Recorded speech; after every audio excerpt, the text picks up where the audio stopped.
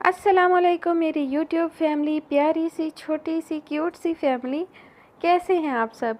दुआ है आप सब खैरियत से हों। अल्हम्दुलिल्लाह मैं भी बिल्कुल खैरियत से हूँ। तो आज का जो नावल है वो भी एक फरमाइश है, और फरमाइश है एस.एम. कुरैशी की। नावल का नाम है फ़रेब चश्म। मुसन्निफ़ा हैं उमैमा ख़ान। किस्त number 1। Ladies and gentlemen, I am feeling honored to announce that the Businessman of the Year award goes to Mir Ali Khan Afandi from Islamic Republic of Pakistan. Please give a big hand to him. Excuse me, अभी मैं 1 minute pause लूँगी थोड़ा सा। मुझे जो है वो नाम थोड़ा अजीब लग रहा है, अली खान, तो मैं इसे आलियान कर लेती हूँ, वो थोड़ा सा आसान रहेगा। आप लोग अगर अली खान पसंद करते हैं तो बता दीजिएगा, नेक्स्ट एपिसोड में हम वापस अली खान कर लेंगे। अली खान। ऑडिटोरियम तालियों की गूंज से थरथरा उठा। मखसूस अंदाज में पैंट की जेबों में हाथ डाले वो फ़ख्र से गर्दन अकड़ाए स्टेज की तरफ बढ़ा, जहां स्क्रीन पर उसकी कामयाबियों की शॉर्ट फिल्म चल रही थी। Honoured to have you here mister Mir, would you like to से something? I don't wanna say much, but yes, well-deserved award. Jury had taken right decision. The award was surely for me only. शुक्रिया जैसे लफ्ज़ कहने की ज़हमत तक नहीं की थी। गरूर और मान जो उसके लहजे में छलक रहा था, वो 7 समंदर पार पाकिस्तान के एक पसमानदा गांव की आलीशान कोठी में टीवी स्क्रीन के आगे बैठे उसके घर वालों को सरशार कर गया। यही फ़ख्र और यही पुरएतमादी तो वो उसमें देखना चाहते थे। तालियों की गूंज अभी भी कम नहीं हुई थी, जबकि वो तवक्का के ऐन मुताबिक अवार्ड लेकर शो से निकलता चला गया, क्योंकि अब ये तकरीब उसके किसी काम की नहीं रही थी। मीडिया के शोर और भीड़ में ना चाहते हुए भी उसे रुकना पड़ा। चेहरे पर शदीद बेजारी थी। मीर आलियान, अब आगे का क्या इरादा है? कुछ अरसा पहले एक प्रेस कॉन्फ्रेंस में आप किसी फ़ैसले की भी बात कर रहे थे। जी, मेरा इरादा एक प्रेस कॉन्फ्रेंस में सब कुछ बताने का था, लेकिन चलें अभी बता देता हूँ। मैं बिज़नेस को कुछ अरसा साइड पर रख कर सियासत की तरफ आना चाहता हूँ। अपने बाप दादा की जगह अब की बार इलेक्शन में हिस्सा लेने का इरादा रखता हूँ। पूरे एतमाद लहजे में उन्हें अपने आइंदा के लायहा अमल में बताने लगा, तो दूसरी तरफ पाकिस्तानी टीवी पर शह सुर्खी चलने लगी। साबिक वज़ीर मवासलात मीर जवार आफंदी के बेटे और मीर दिलावर आफंदी के पोते का अब की बार इलेक्शन में हिस्सा लेने का फ़ैसला। टीवी स्क्रीन के आगे बैठे कलफज़दा सूट में मलबूस दादा साईं अपनी मूँछों को ताव देने लगे, जैसे उनके पोते ने ना जाने कितनी बड़ी खबर सुनाई हो। 2 महीनों की ब्लैक मेलिंग का नतीजा था, इसलिए खुशी उनके अंग अंग से फूट रही थी। टीवी पर वो बेजार चेहरा लिए मुसलसल बोल रहा था, जबकि मीडिया को तो आज की ताज़ा तरीन खबर मिल गई थी, मीर आलियान आफंदी के सियासी करियर का आगाज़। मिरहा, बंद कर ये मुई किताबें, हांडी रख, तेरा भाई आता ही होगा। बाहर से आती आवाज़ पर वो जो कागज़ों के अंबार पर झुकी थी, गहरी सांस भरती सर उठा गई। बालों को बांधती वो बाहर निकल आई। सामने ही उसकी माँ चारपाई पर बैठी सब्ज़ी काट चुकी थी। उसके होंठों पर मुस्कुराहट फैल गई। अम्मा, मैं कर देती। अरे ये मुआ जोड़ों का दर्द लेकर बैठ गया, वरना मैं तो भाग भाग कर काम करती। भला घर के कामों में कैसी आर, कैसी झिझक।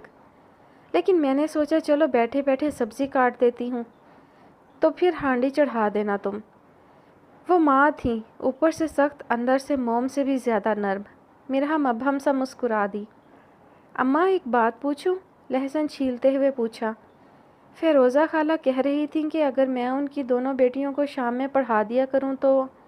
डरते डरते इजाज़त लेना चाही, लेकिन अपनी माँ के सख्त तासुरात देखकर बाकी अल्फाज मुंह में ही रह गए। मैं मना कर दूंगी, आप फ़िक्र ना करें।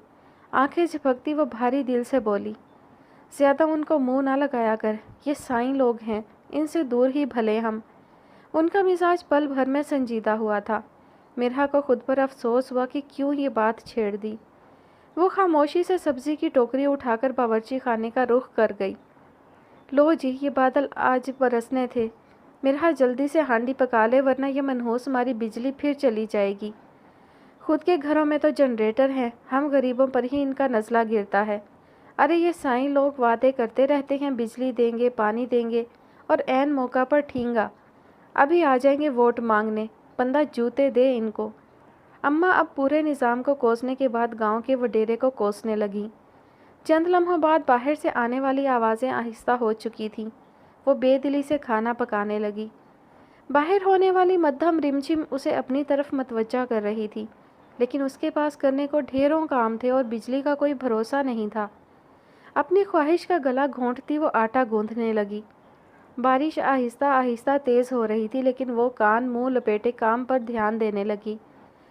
اماں مبارک ہو، نوکری مل گئی ہے، باہر سے آتی پرجوش سی آواز۔ وہ چولہے کی آنچ ہلکی کرتی باہر بھاگی، جہاں اس کا بھائی مٹھائی کا ڈبہ اور ساتھ شاپر میں کچھ اور بھی لیے ہوئے تھا۔ ارے مرہا، تم بھی کھاؤ نا۔ اس کے منہ میں گلاب جامن ڈالتے ہوئے وہ خوشی سے نہال تھا۔ ارے شکر ہے تیرے مولا، ہمیں بھی خوشیاں نصیب ہوئیں، مولا تیرا شکر ہے۔ مرہا، میں تمہاری پسند کی بریانی لایا ہوں، جاؤ برتن میں ڈال کر لاؤ۔ ہاتھ میں پکڑا شاپر اس کی طرف بڑھایا۔ لیکن میں تو کھانا بنا رہی تھی۔ ارے وہ کل کھا لینا، ابھی تو یہ لے کر آؤ، ساتھ رائتا بھی بنا لینا۔ جلدی آؤ، بارش ختم ہونے والی ہے۔ کونے پر لگے بیسن پر منہ ہاتھ دھوتے ہوئے اس نے ہانک لگائی۔ برستی بارش میں تھوڑی ہی دیر بعد وہ تینوں کھانا کھاتے ایک دوسرے کو اپنے پورے دن کے واقعات بتا رہے تھے۔ مرہا، آج ہم شہر جائیں گے، تم ضروری سامان لے لینا، مجھے پرسوں نوکری پر جانا ہے۔ کھانا کھاتے ہوئے اسے بتایا۔ اماں جو کچھ بولنے ہی والی تھیں، اس کے جانے کا سوچ کر چپ ہو گئیں۔ برتن اٹھا کر وہ چادر خود کے گرد لپیٹے جانے کے لیے تیار کھڑی تھی۔ اماں کی نظروں نے دور تک اس موٹر سائیکل کو دیکھا۔ سلامتی کی دعائیں مانگتی وہ اندر کی طرف بڑھ گئیں۔ فلائٹ کی اناؤنسمنٹ پر ملازم فوراً سے سنبھلتے آگے کی طرف بڑھے۔ میر زوار افندی اس وقت نوکروں اور چمچوں کی فوج لیے اپنے خاندان کے اکلوتے چشم و چراغ کو اپنے بیٹے کو لینے ایئرپورٹ پر موجود تھا۔ دادا سائیں طبیعت کی خرابی کے باعث گھر پر ہی تھے۔ پورے 7 سال بعد وہ پاکستان آیا تھا۔ میڈیا کی بڑی تعداد بھی ایئرپورٹ پر موجود تھی۔ وجہ اس کی جلد ہی سیاست کی دنیا میں شمولیت کا فیصلہ تھا۔ بابا سائیں، میڈیا کو ہٹائیں، میں بہت تھکا ہوا ہوں۔ کوہنیوں پر بازو فولڈ کیے ہوئے، کندھے پر جھولتا کوٹ، بکھرے بالوں میں وہ وہاں موجود ہر شخص کی توجہ کا مرکز تھا۔ ان کے گلے ملتا وہ برا سا منہ بناتا شکوے کے ساتھ ساتھ حکم بھی دے گیا۔ میر زوار افندی کے ایک اشارے پر اس کے گارڈز پل بھر میں میڈیا کو غائب کروا چکے تھے۔ اتنے پروٹوکول کی ضرورت نہیں تھی ویسے۔ سیٹ کی پشت سے ٹیک لگائے وہ اپنے آگے اور پیچھے گاڑیوں کی لمبی قطاریں دیکھ کر تعصب سے بولا، کیوں نہیں تھی؟ میر آلیان افندی 7 سال بعد گھر جا رہا ہے، لوگوں کو بھی تو پتہ چلنا چاہیے۔ ان کے لہجے میں بناوٹ اور دکھاوا آلیان پرسوچ نگاہوں سے انہیں دیکھنے لگا۔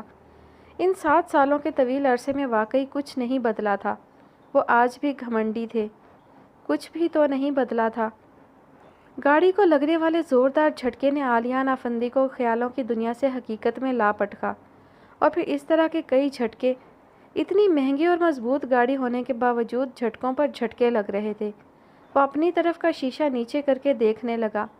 حیرت کی انتہا نہ رہی جب سر نکال کر باہر دیکھا۔ کچی سڑک جس پر ایک وقت میں گاڑی کے ساتھ سائیکل بھی نہیں گزر سکتی تھی، بارش کی وجہ سے حد نگاہ کیچڑ ہی کیچڑ تھا۔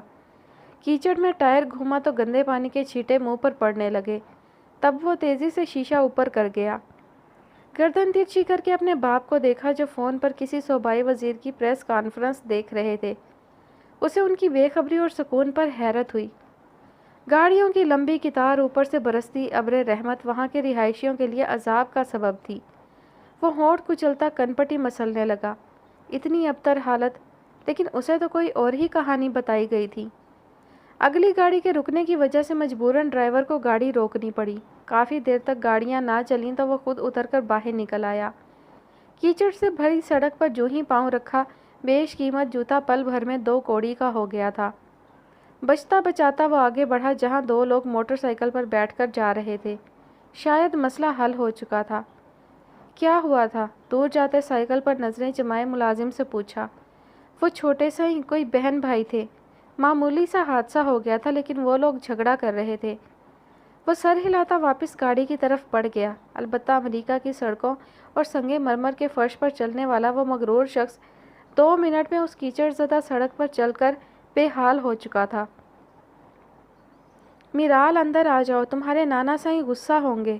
ہاتھ کھولے وہ برستی بارش میں خود کو بھگو رہی تھی، چہرے پر سکون اور ہونٹوں پر مسکراہٹ۔ سائرہ نے بے ساختہ اپنی بیٹی کی نظر اتاری۔ امو جان، روز روز تھوڑی ہوتی ہے بارش، ہم ابھی تھوڑی دیر اور بھیگنا چاہتے ہیں۔ گیلے بال جو چہرے اور گردن سے چپک چکے تھے ان کو پیچھے کرتے منت بھرے لہجے میں کہا، آلیان پہنچنے ہی والا ہے اور تم یہاں کھڑی وقت ضائع کر رہی ہو۔ کپڑے بدل کر نیچے آؤ، اس کے آنے سے پہلے تم مجھے حویلی کے گیٹ پر ملو۔ اس کے سر پر بم پھوڑتی وہ باہر کی طرف قدم بڑھا گئیں، جبکہ میرال کے تاثرات تن گئے۔ وہ آج ہی حویلی آئی تھی 1 ہفتے کی چھٹی پر، اور آج ہی وہ آ رہا تھا۔ کنپٹی مسلتے آنے والے وقت کا سوچنے لگی۔ ساتھ ساتھ گھر والوں پر بھی غصہ آیا جنہوں نے کچھ بتانے کی زحمت تک نہیں کی تھی۔ کون سا مزہ، کون سی خوشی، برستی بارش میں اب اسے گھٹن ہو رہی تھی۔ مردہ قدموں سے وہ کپڑے لے کر واش روم میں بند ہو گئی۔ میر آلیان افندی کا سامنا آسان کام تھوڑی تھا۔ اس کا سرد لہجہ، کاٹدار باتیں ہر کوئی نہیں سن سکتا تھا۔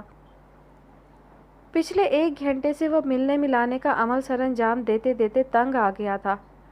گاؤں کے لوگوں کی بڑی تعداد حویلی کے باہر جمع تھی۔ اسے حیرت ہوئی کہ لوگ اتنی بارش اور کیچڑ میں کیسے کسی کے لیے کھڑے ہو سکتے ہیں۔ ان کی ہمت کو داد بھی دی، لیکن اب بس ہو چکی تھی، اس لیے بغیر کچھ کہے سنے آرام سے اندر بڑھ گیا۔ دادا سائیں زوار افندی نے روکنے کی کوشش ہرگز نہیں کی تھی، کیونکہ اس نے ان کے کہنے پر ہرگز نہیں رکنا تھا۔ بچپن سے لے کر آج تک اس نے کسی کے کہنے پر یا کسی کی مرضی سے کوئی کام نہیں کیا تھا۔ اسے کسی کا تابع ہونا زہر لگتا تھا۔ گھر میں ہر کوئی حتی الامکان کوشش کرتا کہ اسے کوئی کام نہ کہا جائے۔ دادا سائیں بھی اس کی دیکھا دیکھی اندر کی طرف بڑھ گئے۔ چلو نکلو یہاں سے، 2 منٹ میں جگہ خالی کرو۔ سب کے جانے کے بعد یہ راجو تھا، خاص ملازم جو لوگوں کی بھیڑ ختم کر رہا تھا۔ سادہ لوگ اپنی تضحیک اور ذات کی نفی پر چپ کا روزہ رکھے جس طرح آئے تھے اسی طرح چلے گئے۔ دروازے پر ہونے والی دستک سے وہ جو سونے کے چکروں میں تھا سخت بدمزہ ہوا۔ یس کم ان۔ بیڈ کراؤن سے ٹیک لگا کر اٹھ بیٹھا تھا۔ تم؟ حیرت سے اسے دیکھا جو ہاتھ میں کافی کا مگ لیے کھڑی تھی۔ کیسے ہو؟ مجھے کیا ہونا ہے؟ کندھے اچکاتے ہوئے کافی کا مگ پکڑا۔ اسے واقعی کافی کی ضرورت تھی۔ بیٹھ رہے تو بیٹھ جاؤ، نہیں تو وہ رہا دروازہ۔ اسے کھڑا دیکھ کر سرد لہجے میں کہا۔ میرا لب بھیجتی صوفے پر بیٹھ گئی۔ تم کوئی فیصلہ کیوں نہیں کرتے؟ کر چکا ہوں، کافی کے گھونٹ حلق میں انڈیلتے مصروف سے لہجے میں کہا۔ کیا؟ اچنبھے سے سوال کیا گیا۔ وہی جو 7 سال پہلے ہم نے مل کر کیا تھا۔ یہ خاندانی رسم و رواج، یہ وٹا سٹا، یہ سب میں نہیں کر سکتا۔ دادا سائیں کو اس بار منا لوں گا۔ فون پر انگلیاں گھماتے سرد لہجے میں دیا گیا اس کا جواب میرال کے چہرے پر خوشی بکھیر گیا، جو آلیان کی آنکھوں سے چھپا نہ رہا۔ مجھے خوشی ہوئی کہ تم فیصلہ لینے کے قابل ہو گئے ہو۔ کافی اچھی ہے۔ سوال کو مکمل طور پر نظر انداز کیا تھا۔ میرال پرسوچ سا مسکرا دی۔ چلتی ہوں، ایک بار پھر سے شکریہ۔ خالی مگ اٹھا کر وہ باہر نکل گئی۔ کندھے پر سے بوجھ اتر گیا تھا، چہرہ کھل اٹھا تھا۔ آلیان سر جھٹکتا لیپ ٹاپ اٹھا کر بیٹھ گیا۔ جتنی تیز کافی وہ پلا کر گئی تھی، نیند کیا خاک آنی تھی۔ ہائے میں مر گئی، یہ کیا ہوا ہے؟ میرا جلدی سے ہلدی دودھ لے کر آ۔ سیغم کے ماتھے پر بندھی پٹی اماں کا دل ہلا گئی، جس پر خون کی بوندیں اپنا داغ چھوڑ چکی تھیں۔ اماں کچھ نہیں ہوا، بس معمولی سا زخم ہے۔ معمولی سا؟ سیغم تجھے یہ معمولی لگتا ہے؟ پتہ نہیں کس کی نظر لگ گئی ہے۔ ارے حاسدوں کو خوشی نہ راس آئی۔ سیغم لب بھینچے کھڑا رہا۔ اماں کو سمجھانے کا کوئی فائدہ نہیں تھا، کیونکہ نظر اور جادو پر ان کا کامل یقین تھا۔ یہ لو، ہلدی والا دودھ اس کے سامنے کرتے ہوئے کہا، جو آنکھوں ہی آنکھوں سے اشارے کر رہا تھا کہ کچھ نہ بتایا جائے۔ وہ اس کے ماتھے پر بندھی پٹی کو افسوس سے دیکھتی اس بات میں سر ہلا گئی۔ زندگی اتنی تفریق کیوں کرتی ہے؟ کسی کے کتے بھی شاہی بستر پر آرام فرمائیں تو کسی کے لگتے جگر سڑک پر سونے پر مجبور ہیں۔ اللہ یہ کائنات بنائی تھی تو اتنی تفریق کیوں کی؟ یہ عمرہ خود کو خدا کیوں سمجھتے ہیں؟ انسان کو انسان کیوں نہیں سمجھتے؟ اپنی غلطی کیوں تسلیم نہیں کرتے؟ کیا پیسہ ساری غلطیوں کو چھپا دیتا ہے؟ کیا پیسے والا ہمیشہ صحیح ہوتا ہے؟ کیا یہی دنیا ہے؟ شاید ہاں، شاید اللہ نے تفریق اس لیے کی ہے کہ وہ آزما سکے زیادہ دے کر، وہ آزما سکے تھوڑا دے کر۔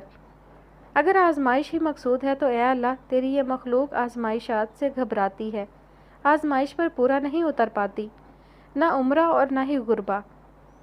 صحن کے بیچوں بیچ موڑے پر بیٹھی خود سے ہم کلام تھی، پرسوچ نگاہوں کا مرکز سامنے ہی چارپائی پر لیٹا زیغم تھا، جو ماتھے پر بازو ٹکائے آسمان پر چمکتے ستاروں کو دیکھنے میں مصروف تھا۔ بارش کے بعد اب گھٹن سی محسوس ہو رہی تھی، جیسے زمین کے اندر سے گرمائش نکل رہی ہو۔ اماں کونے والی چارپائی پر سو چکی تھیں، جبکہ یہ دونوں بہن بھائی اپنی اپنی جگہ پر سوچوں کے گھوڑے دوڑا رہے تھے۔ دادا سائیں، کچھ بات کرنی ہے مجھے آپ سے۔ چائے کا کپ منہ کو لگاتے وہ ہمیشہ کی طرح آج بھی مختصر بات کر رہا تھا۔ مردان خانے میں ملنا مجھ سے؟ نہیں، یہی اماں سائیں اور پھپھو سائیں کے سامنے بات کرنی ہے۔ میرال کا کھانے کو جاتا ہاتھ رکا، خوفزدہ نگاہوں سے اسے رکنے کا کہا، لیکن وہ کسی کا تابع تھوڑی تھا۔ میرال سے شادی نہیں کروں گا میں۔ چند لفظوں کا یہ جملہ کھانے کی میز پر بیٹھے ہر نفس پر بم بن کر گرا۔ سب سے پہلے فائزہ افندی ہوش میں آئی۔ عالیان، یہ کیا کہہ رہے ہو؟ وہی کہہ رہا ہوں اماں سائیں جو شروع سے کہتا آ رہا ہوں۔ عالیان، تم ہمارے فیصلے سے انکاری ہو؟ ان کا سرخ چہرہ ان کے کڑے ضبط کا گواہ تھا۔ میز پر بیٹھے لوگ خاموشی سے دادے اور پوتے کو دیکھنے لگے۔ ایک سیر تھا تو دوسرا سوا سیر۔ کیونکہ میر عالیان کسی کے فیصلے کا پابند نہیں ہے۔ اس کا لہجہ دادا سائیں کو شرمندہ کر گیا۔ گستاخی معاف دادا سائیں، لیکن یہ پرانے رسم و رواج کا پابند نہ کریں ہمیں۔ کئی سالوں سے چلنے والی اس رسم کو خدارہ بند کریں۔ اس کی اپنی زندگی ہے، اسے جینے دیں۔ میری اپنی زندگی ہے، مجھے جینے دیں۔ ہمیں کیوں ایک کھونٹی سے باندھ کر رکھا ہوا ہے؟ اس کا اٹل لہجہ اس کے فیصلے کی پختگی کا گواہ تھا۔ سوار افندی کچھ کہنے ہی والے تھے کہ فائزہ بیگم کے اشارے پر خاموشی اختیار کر گئے۔ ہم تمہارے فیصلے سے انکاری ہیں، وہی ہوگا جو آج سے 25 سال پہلے تمہارے پردادا نے کہا تھا۔ ٹھیک ہے، پھر میں اگلی فلائٹ سے واپس جا رہا ہوں۔ یہ الیکشن، یہ سیاست، یہ پرانے رسم و رواج آپ کو مبارک۔ ہاتھ صاف کرتا وہ اٹھ کھڑا ہوا، جبکہ دادا سائیں پرسوچ نگاہوں سے اس کی پشت کو دیکھتے رہے۔ وہ اپنے فیصلے سے پیچھے ہٹنے والا نہیں تھا، اس کا اندازہ سب کو بخوبی ہو گیا تھا۔ سب کے چہرے اتر چکے تھے، جبکہ ایک میرال ہی تھی جو پہلی بار سکون سے پیٹ بھر کر ناشتہ کر رہی تھی۔ ہونٹوں پر دھیمی سی مسکان رقصا تھی، چہرے پر سکون ہی سکون تھا۔ میرہا، جاؤ محلے میں بانٹ آؤ یہ چاول۔ میرہا نے بے چارگی سے زیغم کو دیکھا جو کندھے اچکا گیا، جیسے کہنا چاہ رہا ہو کہ میں کیا کر سکتا ہوں؟ اماں، یہ جادو ٹونے اور نظر وغیرہ کچھ نہیں ہوتا۔ اس سے اچھا ہے آپ یہ پیسے کسی ضرورت مند کو دے دیتی، کام آ جاتے کسی کے۔ محلے میں گھر گھر جا کر یہ چاول بانٹنے سے ثواب کا پتہ نہیں، البتہ رزق ضرور ضائع ہوگا۔ اپنی طرف سے سمجھانے کی ناکام کوشش کی تھی۔ یہ سبق کسی اور کو پڑھانا، جا کر یہ دے کر آ۔ اس کو ڈانٹتے ہوئے کہا تو وہ چاروں ناچار چادر خود کے گرد لپیٹتے ہوئے راضی ہوئی۔ اس کی گندمی سی شکل دیکھ کر زیغم کو ہنسی ضبط کرنا مشکل لگا۔ تمہارا منہ کیوں بنا ہوا ہے؟ اس کو کتابوں کے پاس پرسوچ بیٹھے دیکھ کر زیغم استفسار کرنے لگا۔ نہیں، بس ویسے ہی۔ یا تمہیں اماں کا پتہ تو ہے، وہ شروع سے ان چیزوں پر بھروسہ کرتی ہیں۔ اس کی اداسی کی یہی وجہ اخذ کر پایا تھا وہ۔ ارے، اس وجہ سے نہیں ہوں اداس۔ پتہ ہے آج میں نے جہالت اور لا علمی کی انتہا دیکھی۔ جب میں آج پڑوس میں سیدہ خالہ کے گھر گئی تو ان کی بڑی بیٹی کو نماز پڑھتے ہوئے دیکھ کر میں حیران رہ گئی۔ زیغم، اسے وضو کا طریقہ تک نہیں پتہ تھا۔ منہ ہاتھ دھو کر وہ نماز پڑھنا شروع ہو گئی۔ وہ پریشانی سے بول رہی تھی، جبکہ زیغم اس کی بات کا مطلب سمجھتا لب بھینچ گیا۔ ان کا قصور نہیں ہے، ان کی 7 پشتوں میں کسی نے سکول یا مدرسے کا منہ تک نہیں دیکھا، دنیاوی تعلیم کے ساتھ ساتھ دینی تعلیم سے بھی محروم ہے۔ میرا خاموشی سے اسے سننے لگی۔ صحیح ہی تو کہہ رہا تھا وہ۔ یار، کیسے لوگ ہیں، مجھے تو حیرانی ہو رہی ہے۔ زیادہ سوچنے کی ضرورت نہیں ہے، ہم کچھ نہیں کر سکتے، جیسا چل رہا ہے چلنے دو۔ یہ تم کہہ رہے ہو، مجھے یقین نہیں آ رہا۔ اتنے پڑھے لکھے ہو اور اتنا نہیں پتہ کہ معاشرے میں غلط رسم و رواج کی شکل میں پائی جانے والی تعاونی قوتوں کے خلاف آواز نہ اٹھانا سب سے بڑی جہالت ہے۔ اسے دلی افسوس ہوا تھا زیغم کی بات پر۔ اگر کوئی ان پڑھ شخص کہتا تو شاید اتنا افسوس نہ ہوتا۔ اب پہاڑ سے ٹکرانا ایک چونٹی کے بس کی بات نہیں ہے۔ یہ کرپٹ نظام ہے جہاں وزارت عظمیٰ کی کرسی پر بیٹھے ہوئے شخص سے لے کر کلرک آفس کے باہر بیٹھا پیون تک بدعنوانی میں پور ڈوبا ہوا ہے۔ ہم کس کس کو روکیں گے؟ اپنے تئیں کوشش تو کر سکتے ہیں نا کہ چپ کا روزہ رکھ کر نہ بیٹھ جائیں یا جانتے بوجھتے اندھے بن جائیں۔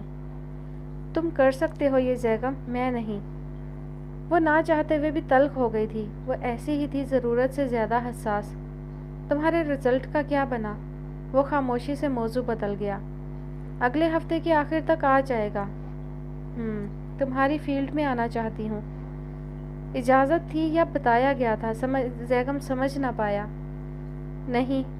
اس کا فوری انکار۔ مرحا سوالیہ نگاہیں اس پر ٹکا گئی۔ وہ نہ چاہتے ہوئے بھی نظریں چرا گئی۔ یہ مت کہنا کہ تم بھی اسی لڑکوں اور لڑکیوں کی تفریق والی سوچ پر پھنسے ہوئے ہو۔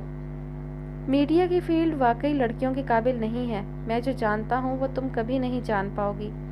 اسے سمجھانے کی ناکام کوشش کی تھی، لیکن مقابل کی آنکھوں میں پانی بھرنا شروع ہو چکا تھا۔ مجھے سونا ہے، تم جاتے ہوئے لائٹ بند کر دینا۔ آنسو پیتی وہ خود پر چادر ڈال گئی۔ وہی تو آخری امید تھا، لیکن اس نے بھی انکار کر دیا۔ وہ جو معاشرے میں تبدیلی لانے کی حامی تھی، اپنے عزائم میں ناکامی اسے رونے پر مجبور کر گئی۔ زیغم افسوس بھری نگاہ اس پر ڈال کر رہ گیا۔ جانتا تھا کہ وہ رو رہی ہوگی۔ اس کی یہ خواہش تو وہ بچپن سے جانتا تھا، لیکن خواہش جنون کی شکل اختیار کر لے گی اسے قطعی اندازہ نہیں تھا۔ ایک نیوز رپورٹر اور ایک صحافی کی زندگی کتنی ناقابل یقین ہوتی ہے، یہ زیغم اچھے سے جانتا تھا۔ آخر اپنے باپ کو بھی تو وہ کھو چکا تھا، جس کا قصور محض ایک وزیر کے خلاف رپورٹ لکھنا تھا، اور پھر پورے 2 دن بعد سلو پوائزننگ کے نتیجے میں وہ 2 جوان بچوں کو یتیم کر کے اور بیوی کو بیوگی کا روگ دیے خالق حقیقی سے جا ملے۔ یہاں رہنا مجبوری تھی، کیونکہ جتنے ان کے پاس پیسے تھے، شہر میں گھر لینا ایک ناممکن امر تھا۔ زیغم کمال دور آسمان پر تاروں کے بیچوں بیچ چھپے چاند پر نظریں ٹکائے اندر موجود آنسو بہاتے وجود کے بارے میں سوچ رہا تھا، اور پھر ایک لمحہ لگا تھا فیصلے میں۔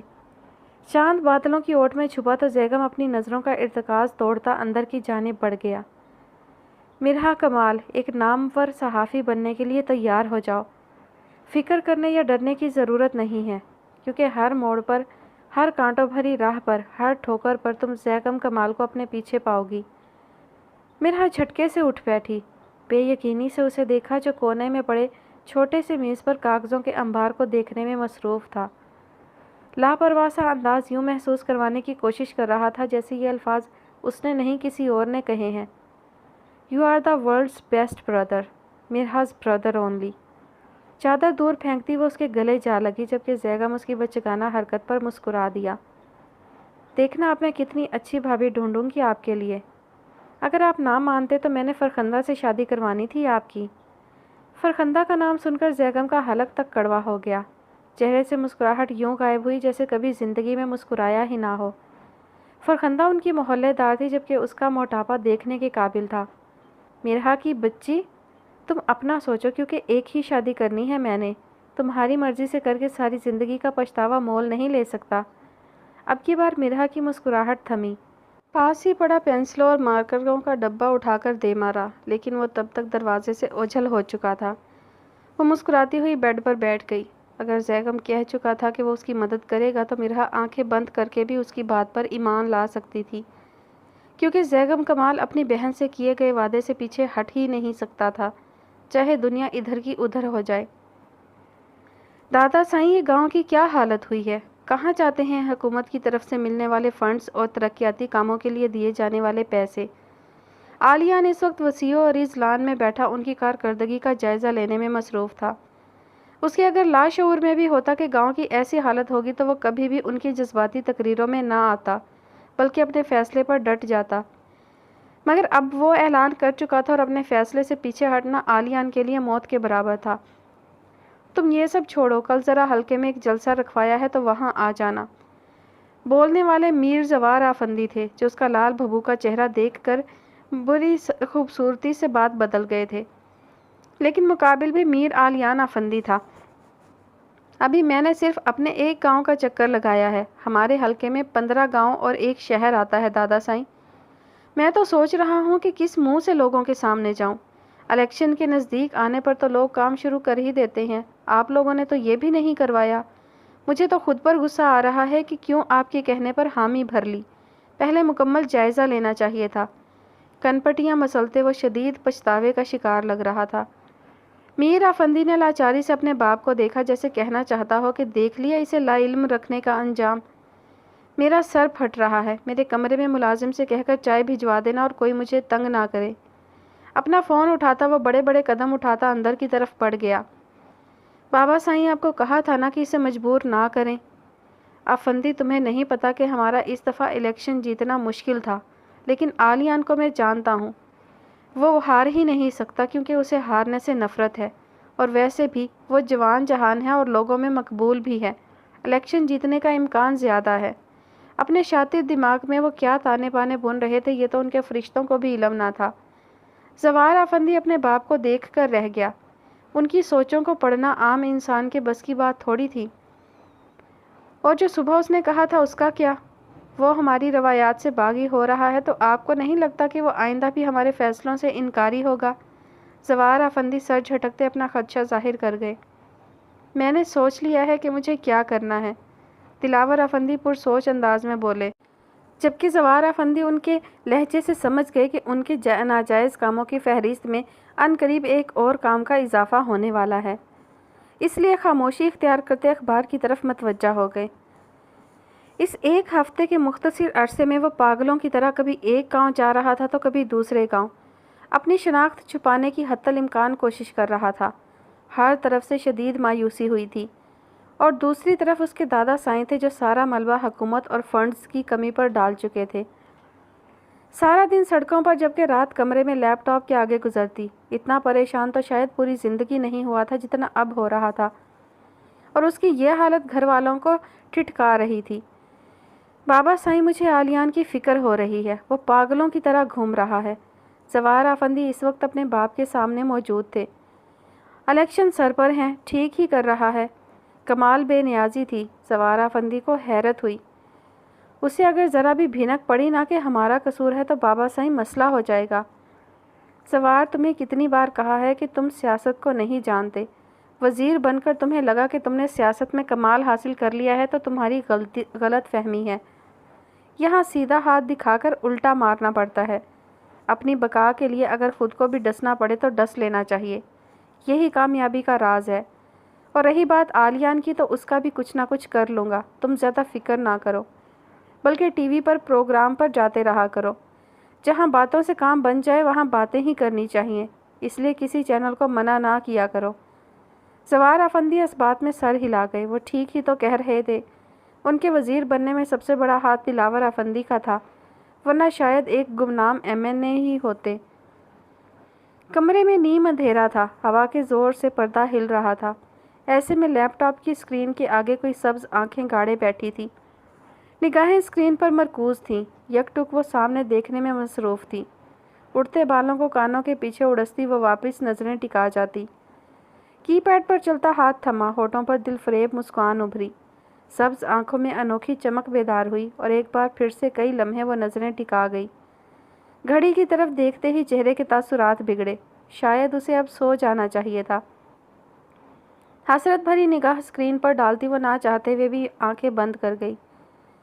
پاس پڑی ڈائری میں چند الفاظ اتارتے ہی وہ آنکھیں موند گئی۔ ہوا میں تیزی آ گئی تھی، گرمی کے موسم میں ٹھنڈی ہوا اسے اندر تک سرشار کر گئی۔ آہستہ آہستہ قدم اٹھاتی وہ کھڑکی کے پاس جا کھڑی ہوئی۔ بھورے بال چہرے کے ساتھ اٹکھیلیاں کرنے لگے۔ وہ مسکرا کر خود کو ہوا کے دوش پر چھوڑ کر آنکھیں میچ گئی۔ دور افق پر چاند بادلوں کے ساتھ چھپن چھپائی کھیلتا اس سبز آنکھوں والی حسینہ پر روشنی گرا رہا تھا۔ روشن چہرہ چاند کی روشنی میں کھلا ہوا لگ رہا تھا۔ مرہا بیٹھ جا، کیوں ٹانگوں کو سزا دے رہی ہے؟ ذہن میں چکر لگاتے لگاتے اس کی ٹانگیں واقعی شل ہو چکی تھی، لیکن وہ ناخن چباتی ادھر ادھر گھومنے میں مصروف تھی۔ اماں ماتھا پیٹتی اسے اس کے حال پر چھوڑ کر پاس پڑی چارپائی پر جا بیٹھیں۔ فون کی چنگھاڑتی آواز پر وہ لمحے کے 1000ویں حصے میں اچھلی تھی۔ Super hero calling. اسکرین پر جگمگاتا نمبر وہ دھڑکتے دل کے ساتھ کان کو سے فون لگا گئی، لیکن آگے سے کوئی نہ بولا۔ سیگم ڈرتے ڈرتے خوف میں ہی اسے پکارا، جواب ندارد۔ अम्मा भी चारपाई से उठती उस तक पहुंची जो रोने का पूरा मंसूबा बना चुकी थी। मिरहा यार, मुझे लग रहा है कि उनसे गलती हो गई है, वरना ऐसे कैसे हो सकता है। फ़ोन पर गिरफ्त मजबूत हुई, सफ़ेद हाथ पर सुर्ख लकीरें उभरी। मेरा ख्याल है कि हम पेपर दोबारा चेक करवा लेंगे, तुम दिल छोटा ना करना। वह हनूज़ आवाज़ में दुनिया जहान का दुख समोए बोले जा रहा था। कितनी सपलियाँ हैं? भराई हुई आवाज़ में बमुश्किल पूछा। कौन सी सपली? अनजान बनने की नाकाम कोशिश थी, और मिरहा कमाल लम्हे के 1000वें हिस्से में एक दफ़ा फिर जान गई कि उसका भाई उसे उल्लू बना चुका है। सैगम खुशी और गुस्से के मिले जुले जज्बात लिए वो उसे पुकार उठी। पास खड़ी माँ के गले लगती वो हद से ज़्यादा खुश थी, जबकि जैगम को शदीद अफसोस हुआ कि वो उसके चेहरे की खुशी क्यों ना देख सका। अम्मा उसके सर पर बोसा देती दोनों बहन भाइयों की हरकतें देखती मुस्कुराते हुए नफ़ी में सर हिला गई। 3रे नंबर पर आई हो, मुबारक हो। बमुश्किल चीख का गला घोंटा, वरना शायद मोहल्ले वाले छतों पर चढ़कर देखना शुरू कर देते। और वो कहते कहते रुक गई। सैगम कमाल मर कर भी मिरहा कमाल से किया गया वादा नहीं भूल सकता। कुछ दिनों तक तुम्हें अपने साथ लेकर आऊँगा, यहाँ इंटरव्यू शुरू होने वाले हैं। फ़िलहाल अम्मा के साथ खुशी मनाओ, मुझे भूल मत जाना। आखिर में वो शायद जज्बाती हो गया था, या शायद ये रिश्ता था ही ऐसा, हर गर्ज से पाक, खूबसूरत तरीन, अनमोल। You are the yes I am the world's best brother, मिरहाज brother only. उसका अधूरा जुमला मुकम्मल करता वह ज़िंदगी से भरपूर कहकहा लगा गया। मिरहा भी आंसू साफ करती दिल फरेब सा मुस्कुरा दी। दरवाजे पर होने वाली दस्तक से वो शदीद बदमज़ा हुआ। एक तो इन दिनों में वैसे ही दिमाग घुमा हुआ था, ऊपर से घर वालों की ना ख़त्म होने वाली नसीहतें। वो तंग ही आ गया था। आ जाए, इजाज़त नहीं थी, इश्तियाल था जो दबाने की कोशिश की थी। तुम्हें डिस्टर्ब तो नहीं किया? और मीर आलियान अफंदी का दिल चाहा सामने खड़ी लड़की को छठी का दूध याद दिला दे। अरे नहीं, मैं तो फारिग बैठा हुआ झक मार रहा था। शुक्र है कि तुम आ गई, शदीद बोर हो रहा था। चबा चबा कर कहा गया एक एक लफ्ज़ मिराल उसका तंज समझती खफीफ सा मुस्कुरा दी। उसका तपा चेहरा देख कर ना चाहते हुए भी हंसी छूट गई। क्या है, कोई लतीफ़ा सुनाया है मैंने? आंखें घुमाते शदीद तपे हुए लहजे में कहा, जैसे उसका हंसना जहर लग रहा हो। मिस्टर कज़न, लॉन में चलें? उसका मूड ठीक करने की खातिर पेशकश की। शहर में रहकर तुम्हारा दिमाग ख़राब हो गया है, जो मुंह उठाकर कमरे में घुस आती हो। मुलाजिम सौ बातें बनाते होंगे कि मीर दिलावर अफंदी की नवासी में शर्म हया ही नहीं है, अपने मामूजात के साथ कमरे में अयाशियाँ करती फिर रही है। ये गोट है, कराची नहीं। मुझे अपनी इज़्ज़त के साथ साथ तुम्हारी इज़्ज़त भी बड़ी प्यारी है, इसलिए मत आया करो। उसका सुर्ख चेहरा देखता वो आखिर में अपने अल्फाज बदल गया, लेकिन ना चाहते हुए भी अल्फाज की बजाय जहर में समोई निश्तर थे जो वह मिराल आज़म पर बरसा गया था। एक पढ़े लिखे जाहिल हो तुम, कैसे भूल गई कि रिवायात और दकियानूसी सोच में पूर डूबे हुए हो। इंसान जितना मर्जी खुद को पढ़ा लिखा कह ले, रहता वही जाहिल का जाहिल। 7 साल में तुम्हारी सोच नहीं बदली। मीर आलियाना फंदी, मुझे हर लम्हा अफसोस होता है कि मेरा बाप क्यों मरा। कम से कम एक आज़ाद ज़िंदगी तो गुजार रही होती, जहाँ तुम जैसे तंग नज़र लोग ना होते। और एक और बात, मुझे सीधा कमरे से निकाल देते, मुलाजिमों का सहारा लेने की क्या ज़रूरत थी। उसकी चलती ज़ुबान आलियान के माथे पर अनगिनत बल डाल गई। क्या गलत कहा है मैंने जो तुम्हें इतनी आग लगी है? वो बेड से उतरता उसके सर पर पहुंचा था। अयाशियाँ खुले दरवाजे में नहीं होती, बल्कि बंद कमरों में होती हैं। उसकी आंखों में आंखें गाड़े वो वहाँ से जा चुकी थी, जबकि आलियान खुला दरवाज़ा देखकर सर थाम कर रह गया। वो हमेशा दरवाज़ा खुला छोड़कर आती थी, तो वो क्यों ये सब बोल गया? हाँ, पास पड़े गुलदान को ठोकर मारी थी। लाखों की मालियत का वो छोटा सा गुलदान किरची किरची होता 2 कौड़ी का भी नहीं रहा था। सिगरेट का डब्बा उठाकर सिगरेट पर सिगरेट फूंकने लगा। ये शौक़ उसने कब पाला, इसका तो उसे खुद भी अंदाज़ा नहीं था, लेकिन अब ये शौक़ नशा बन चुका था, ख़तरनाक नशा। स्कूल क्यों नहीं जाती तुम? तकरीबन 9 या 10 साल की बच्ची के सामने घुटनों के बल बैठी वह तासुफ से पूछ रही थी। हाथ में पकड़े झाड़ू से वह अपने घर के आगे से कचरा इकट्ठा कर रही थी। मलकजे हुलिये में वह गुर्बत की जिंदा तस्वीर थी। स्कूल दूर है बाजी, पैसा भी कोई नहीं है साढ़े कोल। गांव में स्कूल होता है ना? हैरत से पूछा था। भला छोटे से गांव में स्कूल कितना दूर हो सकता है? उत्थे ता साईं दे घोड़े बंधे हुए ने। सब्ज आंखें हैरत और बेयकीनी से फैल गईं। مجھے دکھائے گی اسکول؟ کسی احساس کے تحت فوراً پوچھا تھا۔ لڑکی ہاتھ میں پکڑا چھوٹا سا جھاڑو پھینکتی خوشی سے ساتھ ہو لی۔ چند گلیاں مڑنے کے بعد وہ ایک طویل رقبے پر قائم خستہ حال عمارت کے سامنے موجود تھی۔ ٹوٹ پھوٹ کا شکار یہ عمارت سکول تو نہیں، البتہ استبل ضرور لگ رہی تھی۔ آنکھیں سکیڑ کر وہ ایڑیاں اٹھاتی چھوٹی چھوٹی دیواروں سے اندر جھانکنے کی کوشش کرنے لگی۔ سامنے نظر آتا کمرہ گھاس پھوس سے بھرا پڑا تھا، جو شاید حکومت نے کمرہ جماعت کے طور پر بنایا تھا۔ وہ عالم حیرت میں کئی لمحے وہاں کھڑی رہی۔ گردن موڑ کر دیکھا تو وہ بچی جا چکی تھی۔ شاید اس کو غائب دماغی سے کھڑا دیکھ کر وہ رکی نہیں تھی۔ حیرت میں ڈوبی سبز آنکھیں عمارت سے ہٹنے سے انکاری تھیں۔ بھاری دل کے ساتھ وہ واپس مڑ گئی۔ ایک سے بڑھ کر ایک گھوڑے کی وہاں موجودگی انسانیت کی سراسر توہین تھی۔ شاید گھوڑے علم سے زیادہ ضروری تھے۔ مرحا آنسو بہاتی زیگم کی چوڑی پشت کے پیچھے چھپی کھڑی تھی، جبکہ رضیہ بیگم اپنا سر تھامے چارپائی پر بیٹھی تھیں۔ اماں آپ کیوں اس کے خواب اور جنون کی راہ میں آ رہی ہیں؟ اور ابا وہ بھی تو یہی چاہتے تھے کہ مرحا سب سیاستدانوں کی بولتی بند کروایا کرے۔ ان کی بھی تو خواہش تھی نا مرحا کو صحافی بنانا۔ اور فکر کیوں کر رہی ہیں؟ ہم دونوں ساتھ ہوں گے نا؟ زیگم چارپائی پر بیٹھتے ہوئے بولا، جبکہ اماں ہنوز رخ موڑے بیٹھی تھیں۔ ٹھیک ہے، پھر اس کا رشتہ ڈھونڈیں اور شادی کر دیں۔ پڑھائی ہو گئی، اب گھر بٹھا کر کیا کرنا ہے ہمیں اسے؟ اچھا ہے بوجھ اترے۔ مرحا نے بے یقینی سے اسے دیکھا، جو اس کا مقدمہ لڑنے کی بجائے اس کی نیا ڈبو رہا تھا۔ زیگم بے یقینی سے محض لب پھڑ پھڑائے، قوت گویائی تو جیسے کہیں دور جا کھوئی۔ میں اگلی دفعہ گھر آؤں تو رشتہ پکا ہو، بے حسی سے کہہ کر اٹھنے ہی والا تھا جب رضیہ بیگم کا زوردار تھپڑ اس کو لڑکھڑانے پر مجبور کر گیا۔ مرحا حیرت سے گنگ رہ گئی۔ بوجھ ہے یہ؟ تو ہوگا بوجھ، اور یہ تو صحافی بنے گی، کمال کا خواب پورا کرے گی۔ تو بچپن سے ہی نکما تھا، اسی لیے تیرے حوالے سے کوئی خواب نہیں دیکھا اس نے۔ زیگم نے حیرانی سے اپنی ماں کو دیکھا، جو اپنے ہونہار بیٹے کو پل بھر میں نالائکی کی سند دے چکی تھی۔ وجہ صرف بیٹی کے خلاف کچھ بولنا تھا۔ اماں، وہ خوشی سے ان کے گلے جا لگی۔ زیگم منہ بنا کر رہ گیا۔ ایک تو اتنی زور کا تھپڑ کھایا تھا، اور دوسرا وہ ماں بیٹیاں گھاس ہی نہیں ڈال رہی تھیں۔ مرحا کی بچی تمہاری وجہ سے چماٹ کھائی، اور تم نے مجھے دودھ سے مکھی کی طرح نکال کر پھینک دیا، مصنوعی خفگی سے کہتا وہ اٹھ کر جانے لگا۔ یو آر، اس سے پہلے وہ ہمیشہ والا جملہ دہراتی زیگم ٹوک گیا۔ اس سے ناراضگی ختم نہیں ہوگی، مجھے چائے کے ساتھ پکوڑے کھلاؤ ورنہ میں ناراض ہوں۔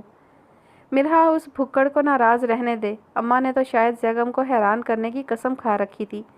کہاں ہر وقت زیگم زیگم اور اب مرحا مرحا۔ وہ منہ بناتا باہر نکل گیا۔ مرحا کھلکھلاتی ہوئی باورچی خانے کا رخ کر گئی۔ کھلا کھلا سا چہرہ، کسی بھی فکر اور پریشانی سے آزاد، کیوں جیسے دنیا فتح کر لی ہو۔ خوابوں کی منزل نہایت قریب تھی۔ اس پرتعیش عمارت کے سامنے کھڑے ہو کر اس کے ماتھے پر پسینے کے قطرے ابھرے۔ ساتھ کھڑے زیگم کا ہاتھ پکڑ کر اپنی گھبراہٹ پر قابو پایا۔ بڑی سی یہ عمارت، جس کے باہر دی نیوز بڑا بڑا لکھا ہوا تھا۔ عمارت شان و شوکت میں اپنی مثال آپ تھی۔ مختلف راہداریوں سے گزرتے ہوئے وہ ادھر ادھر دیکھنے میں مصروف تھی۔ اسٹوڈیوز اور میک اپ روم، کہیں اخباروں کے انبار، کہیں لاتعداد اسکرینیں جس پر مختلف نیوز چینلز کی نشریات براہ راست نشر ہو رہی تھیں۔ کوئی آ رہا تھا تو کوئی جا رہا تھا۔ ہڑبڑی کا ماحول تھا۔ ماربل کا فرش جس پر پاؤں رکھتے ہی پھسلنے کا امکان تھا۔ اس کا ہاتھ تھامے وہ کھنچتی چلی جا رہی تھی۔ کیمروں کی بھرمار تھی، ہر طرح کی قیمتی کیمرے، ڈریسنگ روم جہاں بیش قیمت کپڑے اور جوتے موجود تھے۔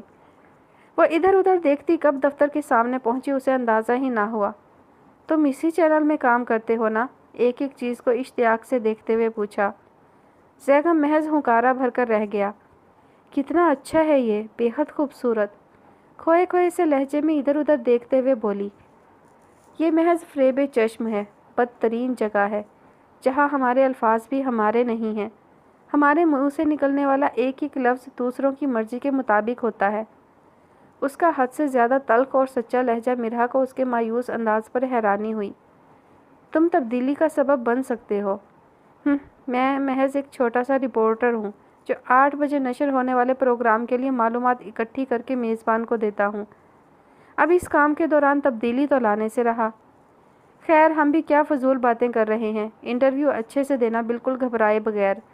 اس کا ہاتھ سہلاتا وہ اس کو حوصلہ دے گیا۔ میرا کے پریشان چہرے پر سامنے موجود لوگوں کی تعداد دیکھ کر پریشانی بڑھ گئی۔ ان کو مت دیکھو، ان میں سے کوئی بھی مرحا کمال نہیں ہے، کوئی ہو ہی نہیں سکتا۔ خود پر بھروسہ کرنا سیکھو۔ خوابوں کی تکمیل کے لیے سب سے پہلی شرط خود اعتمادی ہے، سمجھی؟ وہ اس بات میں سر ہلاتی کرسی پر جا ٹک گئی۔ شاندار آفس پیسے کے بے دریغ استعمال کا منہ بولتا ثبوت تھا۔ میرا کمال، وہ جو بیگم کی باتوں میں گم تھی، اپنے نام کی پکار پر ہڑبڑا کر اٹھی۔ عالیان، یہ شور کس چیز کا تھا؟ فائزہ بیگم گلدان ٹوٹنے کی آواز سے فوراً بھاگی چلی آئی، لیکن سامنے اس کو سگریٹ پیتا دیکھ کر ٹھٹکی۔ لیکن وہ افندی تھا جسے اچھے کی امید رکھنا ہی سب سے بڑی بے وقوفی تھی۔ عالیان ماں کی آواز سنتا ہڑبڑی میں سگریٹ بجھانے لگا۔ ایک جھجک آڑے آتی تھی ماں کے سامنے الٹے کام کرتے ہوئے۔ اللہ سے ڈرنا زیادہ ضروری ہے۔ میں کیا کہوں گی تمہیں؟ کچھ بھی تو نہیں۔ وہ مٹھیاں بھینچ گیا۔ یہ کیسے ٹوٹا؟ اور تھوڑی دیر پہلے میرال بھی تو آئی تھی تمہارے کمرے میں، کہاں ہے وہ؟ اماں سائیں، یہ بس میز کو پاؤں لگ گیا تو گر گیا، اور رہی بات میرال کی تو اسے اپنی اسائنمنٹ بنانی تھی اس لیے چلی گئی۔ سوالات جوابات کا یہ مرحلہ اسے زہر لگ رہا تھا۔ اس کا بس نہیں چل رہا تھا کہ اٹھ کر باہر نکل جائے، لیکن پھر وہی رشتے کے تقدس اور لحاظ آڑے آ جاتے۔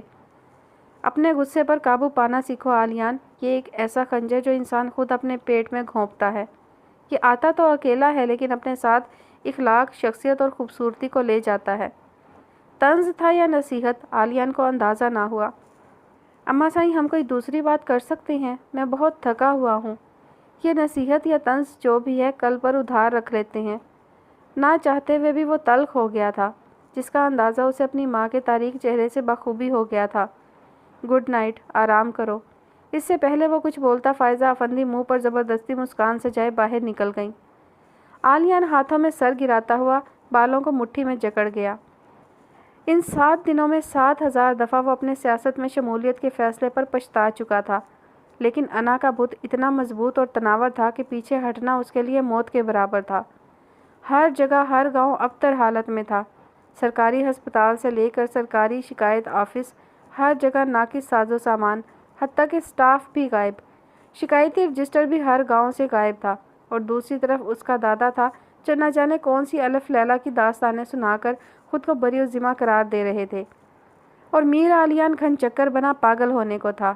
الیکشن میں کچھ ہی عرصہ باقی تھا اور کامیاب ترین بزنس مین میر عالیان افندی یہاں آ کر بری طرح پھنسا تھا۔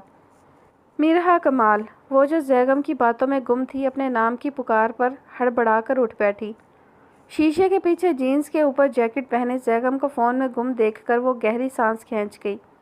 مضبوط قدم اٹھاتی اندر کی طرف بڑھ گئی۔ جی، آپ کی فائلز پڑھ لی میں نے۔ تو آپ کیمرے کے سامنے کیوں نہیں آنا چاہتی؟ کوئی روک ٹوک ہے یا؟ جی نہیں، ایسا کچھ نہیں ہے۔ کیمرے کے پیچھے کام کرنے کا مقصد اپنی شناخت چھپانے کی ادنا سی کوشش ہے۔ حالانکہ میں جانتی ہوں کہ یہاں کچھ بھی مخفی نہیں ہوتا۔ کوئی ایک وزیر آپ کو دھمکی یا پھر نوٹوں کی گڈی دے تو آپ ایک لمحہ نہیں لگائیں گے میرے باپ دادا تک کی معلومات دینے میں۔ میں چاہتی ہوں کہ لوگوں کی نظروں میں آئے بغیر آزادی رائے کا حق استعمال کروں۔ لوگ مجھے میری شکل سے نہیں، کام سے پہچانے۔ یہ نہیں کہ ہر دوسرا بندہ مجھے جگہ جگہ روک کر سوالات کرے یا دھمکیاں دے یا میری ذات پر سوال اٹھائے۔ اس لیے اپنا جنون، اپنا شوق کیمرے کے پیچھے رہ کر پورا کرنا چاہتی ہوں۔ تھوڑی دیر پہلے والی گھبراہٹ غائب تھی، اب وہ پورا اعتماد ہو کر جواب دے رہی تھی۔ آزادی رائے چاہیے آپ کو، لیکن یہاں تو پیسے اور شہرت کی دوڑ ہے۔ آپ بھی اس دوڑ میں حصہ لے لیں۔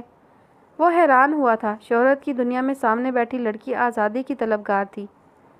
مجھے فانی چیزیں نہیں پسند۔ شہرت تب تک ہوگی جب تک میں جی حضوری کروں گی۔ پیسہ تب تک ہوگا جب تک میں گدھوں کی طرح کام کروں گی، لیکن آزادی رائے ہمیشہ رہے گی جب تک میں چاہوں گی۔ مقابل حیران سا بیٹھا تھا۔ اس بات کی ہمارا چینل ضمانت دیتا ہے کہ آپ کی ذاتی معلومات کسی بااثر شخص تک نہیں پہنچائی جائے گی۔ جی شکریہ، میں چاہتی ہوں آپ کے چینل پر شروع ہونے والا پروگرام میں کروں، لیکن میری شناخت مخفی رکھی جائے۔ کیمرے کی آنکھ اور میری زبان اس پروگرام کو آپ کے لیے شہرت کا ذریعہ بنائے گی، جبکہ میرے لیے میرے خوابوں اور مقصد کی تکمیل ہوگی۔ آپ عجیب ہیں، بلکہ اب تک جتنے بھی لوگ آئے ہیں انٹرویو کے لیے ان سے مختلف۔ تعریف تھی یا حیرانگی وہ سمجھنے سے قاصر تھی۔ شکریہ، محض ایک لفظ پر اکتفا کیا تھا۔ ہم ایک نیا پروگرام لانچ کرنے والے ہیں، لیکن طریقہ کار فائنل نہیں ہے۔ آپ کی رائے قابل غور ہے۔ وہ شاید اس کی ذہانت اور حاضر جوابی سے متاثر ہوا تھا۔ میں منتظر رہوں گی، آپ کو جلد آگاہ کیا جائے گا۔ شکریہ۔ اس کی فائل واپس بڑھاتے وہ حد سے زیادہ متاثر لگ رہا تھا۔ مرحا سر ہلاتی ایک طائرانہ نظر اس شاندار آفس پر ڈال کر باہر نکل گئی، جہاں زیگم ٹہلتا ہوا اس کا منتظر تھا۔ کیسا ہوا انٹرویو؟ بے چین سا سوال۔ مرحا مسکرا دی۔ اچھا تھا۔ اس کے ساتھ پارکنگ کی طرف جاتے ہوئے وہ اسے مینیجر اور اپنے مابین ہونے والی ملاقات کا خلاصہ بتا رہی تھی، جبکہ زیگم حیران سا اسے سن رہا تھا۔ جاتے ہوئے وہ جتنی پریشان اور گھبرائی ہوئی لگ رہی تھی، اب اتنی ہی مطمئن تھی۔ چھوٹے سائیں، آپ کو سائیں سرکار بلا رہے ہیں۔ وہ جو آج بھی کسی ضروری کام سے جا رہا تھا، ملازم کی بات سنتا دادا سائیں کے کمرے کی طرف مڑ گیا۔ آپ نے بلایا دادا سائیں؟ اس کا لہجہ بتا رہا تھا کہ وہ اس وقت عجلت میں ہے، بیٹھنے تک کی زحمت نہیں کی تھی۔ ہاں، میرال کو شہر چھوڑاؤ۔ ان کی نظروں کے تعاقب میں میرال کو کھڑا دیکھ کر اسے پتہ چلا کہ میرال بھی یہاں موجود ہے، ورنہ جتنی جلدی میں وہ تھا اسے کوئی اندازہ نہیں تھا کہ کون کہاں ہے۔ ڈرائیور کہاں ہے؟ چھپے لفظوں میں انکار تھا۔ میرال اس کا غرور دیکھتی سر جھٹک گئی۔ ڈرائیور کے ساتھ نہیں، تمہارے ساتھ جائے گی۔ پچھلے 7 سالوں سے جس کے ساتھ جا رہی ہے اسی کے ساتھ چلی جائے۔ میں ڈرائیور نہیں ہوں اور مجھے ڈھیروں کام ہے۔ آنکھیں گھماتے اب کی بار سیدھا سیدھا انکار کیا تھا۔ دادا سائیں اس کی بدتمیزی پر ضبط کر گئے۔ اگر کوئی اور ہوتا تو شاید اس وقت قبر میں موجود ہوتا، لیکن یہ ان کا اکلوتا پوتا تھا، ان کی بقا کا آخری ذریعہ۔ واپس جاؤ میرال، جب عالیان فارغ ہوگا تو تمہیں چھوڑ آئے گا۔ ان کی غلط فہمی تھی کہ وہ سامنے کھڑے شخص کو اس بار بھی بلیک میل کر سکیں گے، جس کا اندازہ انہیں تب ہوا جب وہ اسے 2 دن بعد کا کہتا کمرے سے نکل گیا۔ نانا سائیں، ہمارے امتحانات ہیں، وہ منمنائی۔ یہ تو ہمیشہ سے ہوتا آ رہا تھا، گھر کے مردوں کی جنگ جیت چاہے جس کی بھی ہو، لیکن ہار ہمیشہ عورتوں کا مقدر ہوتی تھی۔ سنا نہیں اس نے کیا کہا ہے؟ جاؤ اپنے کمرے میں، اس سے پہلے شہر جانے پر پابندی لگا دوں۔ اپنا غصہ مظلوم پر نکالنا ہی تو سب سے بڑی بزدلی ہے۔ عالیان کا غصہ میرال پر نکال کر شاید وہ انا کا جھنڈا سرخرو کر چکے تھے۔ ایک دفعہ پھر اپنی ناقدری پر وہ آنسوؤں کا گولہ ضبط کرتی باہر نکل گئی۔ سبز آنکھیں آج پھر لیپ ٹاپ کے آگے موجود تھیں، لیکن آج ویران تھیں، چمک ماند پڑ چکی تھی۔ نظریں اسکرین پر ٹکی تھیں، جبکہ دماغ کھنڈر نما اسکول پر۔ بنا پلک جھپکے وہ لیپ ٹاپ کی اسکرین کو دیکھنے میں مصروف تھی۔ انصاف، حق، بہادری، ایمانداری، دل جمعی، ادائیگی فرائض، سچ، مخلصی، بے غرضی، ان چند الفاظ کو کاغذوں پر اتارتے وہ بے دلی سے آج جلد ہی لیپ ٹاپ بند کر گئی۔ دل اداس تھا۔ تکیے پر سر گرائے وہ کئی لمحے سوچوں کے بھنور میں پھنسی رہی، لیکن کوئی کنارہ نہ ملا، البتہ نیند ضرور حاوی ہو گئی تھی۔ میرال، میرال، دروازہ کھولو میری جان۔ میرال، کھول بھی دو اب دروازہ، مجھے کچھ بتاؤ تو صحیح۔ فائزہ افندی اب منتوں پر اتر آئی تھیں۔ آواز حتی الامکان دھیمی رکھنے کی کوشش کی تھی، ورنہ کچھ بعید نہیں تھا کہ حویلی میں تماشا لگ جاتا۔ مومانی جان، آپ جائیں پلیز، ہم کچھ دیر اکیلے رہنا چاہتے ہیں۔ اس کی آواز سے صاف ظاہر تھا کہ رو رو کر اس کا گلا بیٹھ چکا ہے۔ سکینہ، چابی لے کر آؤ، اب کی بار ذرا سخت لہجے میں کہا تھا۔ اس کی بھاری آواز سے وہ پریشان ہی تو ہو گئی تھیں۔ سکینہ سے پہلے ہی وہ دروازہ کھول چکی تھی، جانتی تھی کہ اب تو دروازہ کھلنا ہی کھلنا ہے، چاہے کچھ بھی ہو جائے۔ کیا بچپنا ہے یہ میرال، اس کا بکھرا حلیہ دیکھ کر تعصب ہوا تھا۔ آنکھوں سے بہتا کاجل اس کا سارا چہرہ خراب کر چکا تھا۔ بکھرے بالوں اور ملکجے حلیے میں وہ حویلی کی ایک بے بس اور لاچار عورت کا منظر پیش کر رہی تھی۔ تم جانتی تو ہو اس گھر کے مردوں کی ضد کو، پھر کیوں خود کو تکلیف دے رہی ہو؟ انا خود پرستی کا جھنڈا اونچا کرنے کے لیے یہ کچھ بھی کر سکتے ہیں، ہم تو پھر وہ عورتیں ہیں جو ان کی غلام ہیں۔ مومانی جان، ہم بھیڑ بکریاں نہیں ہیں، جیتی جاگتی انسان ہیں۔ انا کی اس فضول جنگ میں میرے پورے سال کی محنت ضائع ہو جائے گی۔ میرے امتحانات شروع ہونے والے ہیں، اور نانا سائیں نے میرا جانا عالیان کی آمادگی سے مشروط کر دیا ہے۔ ہچکیوں سے روتے وہ دل برداشتہ لگ رہی تھی۔ فائزہ افندی اسے گلے سے لگا گئی۔ دعا کرنا اپنے لیے، حویلی سے کہیں دور چلی جاؤ ورنہ زندگی مشکل ہو جائے گی۔ ان کی بات کا مطلب سمجھتی وہ خوف زدہ سی ہو گئی۔ عالیان نے کہا تھا کہ ان کے بیانات جتنی جلدی بدلتے ہیں اتنی جلدی تو انسان کپڑے نہیں بدل سکتا، اسے ہی سیاست کی دنیا کہتے ہیں۔ اس کی بات کاٹتے باور کروایا تھا کہ ان پر بھروسہ کرنا سانپ پر بھروسہ کرنے کے برابر ہے۔ سیاستدان اور سانپ کو جب بھی موقع ملے انہوں نے ڈسنا ہی ہوتا ہے۔ میرال کے آنسوؤں میں روانی آ گئی، جبکہ فائزہ افندی اس کی حالت پر لب بھینچ گئی۔ انہیں بس ایک شکوہ تھا خدا سے کہ اگر ان کا مقدر یہ حویلی تھی تو ان کے دل اسے حویلی کے باقی مکینوں کی طرح سخت کیوں نہیں تھے؟ وہ کیوں اتنی حساس ہیں؟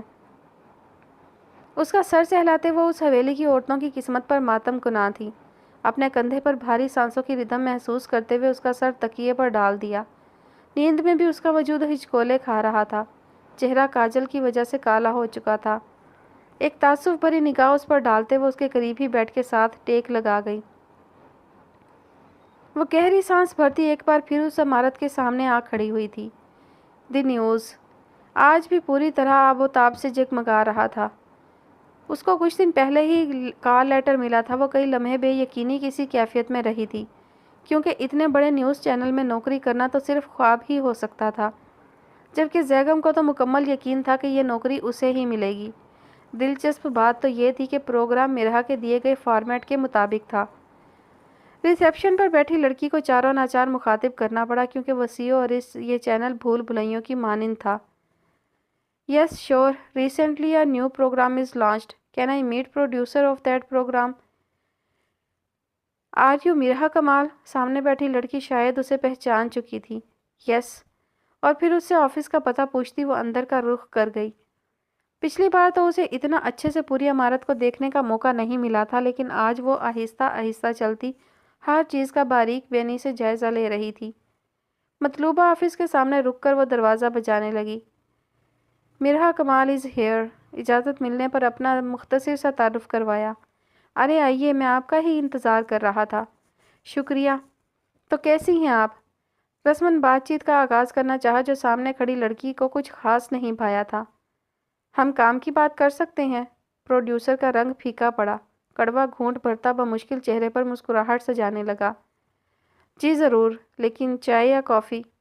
صرف کام۔ ایک دفعہ پھر اس کی بات کاٹتے سرد لہجے میں کہا۔ اب کی بار وہ مسکرا بھی نہ سکا۔ آپ کو نہیں لگتا کہ آپ کچھ زیادہ ہی ایٹیٹیوڈ دکھا رہی ہیں؟ نہیں، مجھے تو نہیں لگتا، لیکن اگر ایسا ہے تو ابھی فائر کر دیں، مجھے کوئی اعتراض نہیں ہوگا۔ سلیقے سے سر پر دوپٹہ سجائے وہ ٹانگیں جھلاتی مقابل کو چاروں شانے چیت کر رہی تھی۔ Let's discuss work. شاید سمجھ چکا تھا کہ اس لڑکی کو ڈرانا ناممکن کام ہے۔ شیور۔ تو جیسا کہ آپ جانتی ہیں الیکشن قریب ہیں، تو آپ کو الیکشن سے پہلے زیادہ سے زیادہ حلقوں کی کوریج کرنی ہے، وہاں کے اچھے اور برے سب کاموں کی ایک مکمل کوریج۔ ایک پروگرام میں ایک حلقہ کور ہوگا۔ اس کو سنتے سنتے وہ کاغذ پر کچھ اہم نکات اتارنے لگی۔ ایک شرط ہے میری۔ میڈم، اس انڈسٹری میں شرطیں نہیں منتیں ہوتی ہیں۔ گویا باور کروایا تھا کہ خود کو اسی رنگ میں ڈھال لو۔ لیکن پھر بھی میری ایک شرط ہے۔ بولیں۔ میرے پروگرام میں کوئی ایڈیٹنگ نہیں کی جائے گی۔ چوں کا توں ٹی وی پر نشر کیا جائے گا۔ لوگوں کی جو رائے میں لوں گی اپنے پروگرام میں، ان میں سے کچھ بھی نہیں کاٹا جائے گا۔ چوں کا توں مطلب چوں کا توں۔ ایک ایک لفظ پر زور دیتے کہا۔ صاف مطلب تھا کہ اس پر کسی قسم کا سمجھوتا نہیں ہوگا۔ ایسا نہیں ہو سکتا، ہمارے کچھ اصول و ضوابط ہیں، اس کے مطابق ہم ایڈیٹنگ کریں گے۔ جذباتی اور حکومت مخالف مواد کو ایڈیٹنگ کے ذریعے نکالا جائے گا۔ پروگرام کا نام کیا ہے؟ اس کی آنکھوں میں آنکھیں گاڑتے بظاہر سیدھا مگر گہرا سوال کیا۔ جی؟ شاید یہ یقین کر رہا تھا کہ وہ مذاق کر رہی ہے یا سنجیدہ ہے۔ عوام کیا کہتی ہے؟ یہی نام ہے نا؟ تو جو عوام کہے گی وہ سب نشر کیا جائے گا، ورنہ پروگرام کا نام بدل دیں۔ چھٹانک بھر کی لڑکی وہ 55 سالہ پروڈیوسر کو پاگل کرنے کو تھی۔ میڈم، آپ کی خاطر ہم اپنے اور پیمرا کے قوانین نہیں بدل سکتے، چڑ کر کہا تھا وہ۔ اس کی بے وجہ بحث سے تنگ آ گیا تھا۔ اس لڑکی کے ساتھ کام کرنے کا سوچ سوچ کر اس کے پسینے چھوٹ رہے تھے۔ کیا آپ مجھے پیمرا کے قوانین میں کوئی ایک ایسا قانون دکھا سکتے ہیں جس میں لکھا ہو کہ عوامی رائے یا حکومت کے خلاف بولنا قانونی جرم ہے؟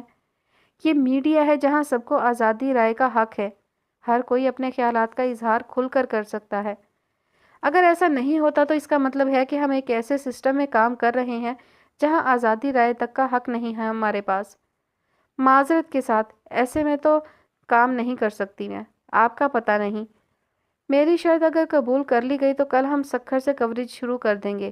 اجازت چاہوں گی، اللہ حافظ۔ پروڈیوسر کو ہکا بکا چھوڑتی وہ دوپٹہ سر پر صحیح سے ٹکاتی باہر نکل گئی۔ Who the hell she is؟ Phone اٹھا کر نہ جانے کس کو کال میں لا کر دہاڑا تھا۔ میں کل CEO سے بات کرتا ہوں، یا تو میری جگہ بدلیں یا اس لڑکی کو نکالیں۔ میں اس کی شرطوں کے ساتھ اور اس کے نخروں کے ساتھ کام نہیں کر سکتا۔ پانی کا گھونٹ اپنے حلق میں اتارتا وہ سرخ چہرہ لیے بولا۔ غصے سے سامنے والے کی بات سنے بغیر وہ فون کاٹ گیا۔ 30 سالہ کیریئر کے دوران اس جیسی لڑکی نہیں دیکھی تھی جو ناچنے کی بجائے نچا رہی تھی۔ وہ جو دوسروں کو نچا کر لطف و تماشا لوٹتا تھا، آج اپنا ہی تماشا بنا تو جان لبوں تک آ گئی تھی۔ جان گیا تھا کہ یہ لڑکی جلدی اسے دودھ سے مکھی کی طرح نکلوا کر پھینکے گی۔ ماہی بے آب کی طرح پھڑپھڑاتا وہ جگہ جگہ اپنا اثر و رسوخ استعمال کرتا اسے نکالنے کے در پہ تھا۔ آج پھر حویلی کی روایات جیت گئی تھیں، گھر کے مردوں کی انا پر آنچ تک نہیں آئی تھی۔ البتہ میرال اعظم اپنی عزت نفس انا خود پرستی کو اپنے قدموں تلے بری طرح روندتی مردہ قدموں سے عالیہ افندی کے کمرے کی دہلیز پر آن کھڑی ہوئی تھی۔ دروازے کے سامنے کئی لمحے کھڑی وہ تذبذب کا شکار تھی۔ انا کا آخری قطرہ بھی اپنی جسم سے نکالتی وہ دروازہ بجا گئی۔ اجازت ملنے پر بھی وہ وہیں کھڑی رہی اور دوبارہ دروازے پر دستک دے ڈالی۔ عالیہ جھنجھلاتا ہوا جو ہی باہر نکلا اسے سامنے دیکھ کر ٹھٹکا۔ جب اندر آنے کی اجازت دی تھی تو کیا پاؤں پر مہندی لگی ہے جو اندر نہیں آئی؟ خود دروازہ کھولنا پڑا تھا، اس لیے ساری جھنجھلاہٹ سارا غصہ اس پر نکال ڈالا۔ میں نہیں چاہتی تھی کہ لوگ باتیں بنائیں کہ بند کمرے میں دلاور افندی کی نواسی اور پوتا عیاشیاں کرتے پھر رہے ہیں۔ اس کا طنز سنتی وہ خود پر قابو نہ رکھ پائی، اس لیے جواباً اس سے بھی گہرا طنز کر ڈالا۔ سوری، مٹھیاں بھینچتے جلدی سے معذرت کی، ورنہ کچھ بعید نہ تھا کہ جس کام کو آئی تھی وہ اس سے صاف انکار کر دیتا۔ مجھے شہر چھوڑاؤ، پرسوں امتحان ہے میرا۔ عالیہ جو اس کے معذرت کرنے پر غوطہ حیرت میں تھا، اس کی اگلی بات پر حیرانی کی جگہ طنزیہ مسکان نے لے لی۔ اوہ، تو میرال اعظم میرے در پر منتیں کرنے آئی ہیں، بہت خوشی ہوئی۔ دل جلانے میں کوئی کسر نہیں چھوڑنا چاہتا تھا۔ منت سماجت نہیں کرنے آئی ہوں، محض یہ پوچھنے آئی ہوں کہ کیا مجھے شہر چھوڑ دو گے، یا تمہاری انا میں اتنی طاقت ہے کہ میرے پورے سال کی محنت کو ریزہ ریزہ کر ڈالے۔ اس کا پورا اعتماد لہجہ ذرا نہ بھایا، منتیں سماجتیں سننے کی خواہش ادھوری ہی رہ گئی۔ نہیں، یک لفظی جواب مقابل کا چہرہ پل بھر کے لیے تاریک کر گیا، گلے میں گلٹی بھر کر معدوم ہوئی۔ عالیہ کی زیرک نگاہیں اطمینان سے اس کے چہرے کا جائزہ لے رہی تھیں۔ یک لفظی جواب مقابل کا چہرہ تاریک کر گیا، گلے میں گلٹی ابھر کر معدوم ہوئی۔ عالیہ کی زیرک نگاہیں اطمینان سے اس کے ایک ایک تاثر کا جائزہ لینے میں مصروف تھیں۔ مطلوبہ تاثر نہ ملا تو مایوسی سے دروازہ اس کے منہ پر مارنا چاہا، لیکن وہ اس سے پہلے ہی مسکراتی ہوئی وہاں سے چلی گئی۔ اس کی چبھتی مسکراہٹ عالیہ افندی کو سلگا گئی۔ اپنا سارا کا سارا غصہ دروازے پر نکالا، اتنی زور سے بند کیا کہ بنیادیں تک ہل گئیں۔ وہ ابھی کچن سمیٹ کر کمرے میں آئی ہی تھی کہ فون کی روشنی دیکھ کر اس کی طرف متوجہ ہوئی۔ سامنے ہی چینل کے ہیڈ آفس کے مینیجر کا نام جگمگا رہا تھا۔ ہونٹوں پر دل فریب مسکراہٹ تھی۔ ہاتھ صاف کر کے فون اٹھایا۔ "We are sorry madam, please come tomorrow to office so that we can start coverage." رٹے رٹائے طوطے کی مانند بولتا وہ مرحا کمال کو سخت زہر لگا۔ وہ جانتی تھی کہ کوئی بھی اس کی موجودگی سے وہاں خوش نہیں ہے، وہ بس اس کو آزمانا چاہ رہے تھے۔ اس کی دلیری، اس کی ہمت دیکھنا چاہتے تھے۔ اس کے لیے جو بھی قیمت ادا کرنی پڑ رہی تھی وہ کر رہے تھے۔ لیکن مرحا کمال نوٹوں سے نہیں بلکہ اصولوں اور شرطوں سے بکتی تھی۔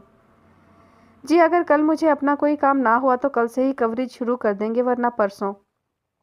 جیسا منہ ویسی چپیٹ، وہ اس بات پر کامل یقین رکھتی تھی۔ سامنے والے کی اوقات، حیثیت اور ذہنیت دیکھ کر ہی بات کرتی تھی۔ Yes sure ma'am, we will be waiting. مقابل نے کڑوا گھونٹ بھر کر جواب دیا تھا۔ مرحا بغیر کچھ کہے سنے کھٹاک سے فون بند کر گئی۔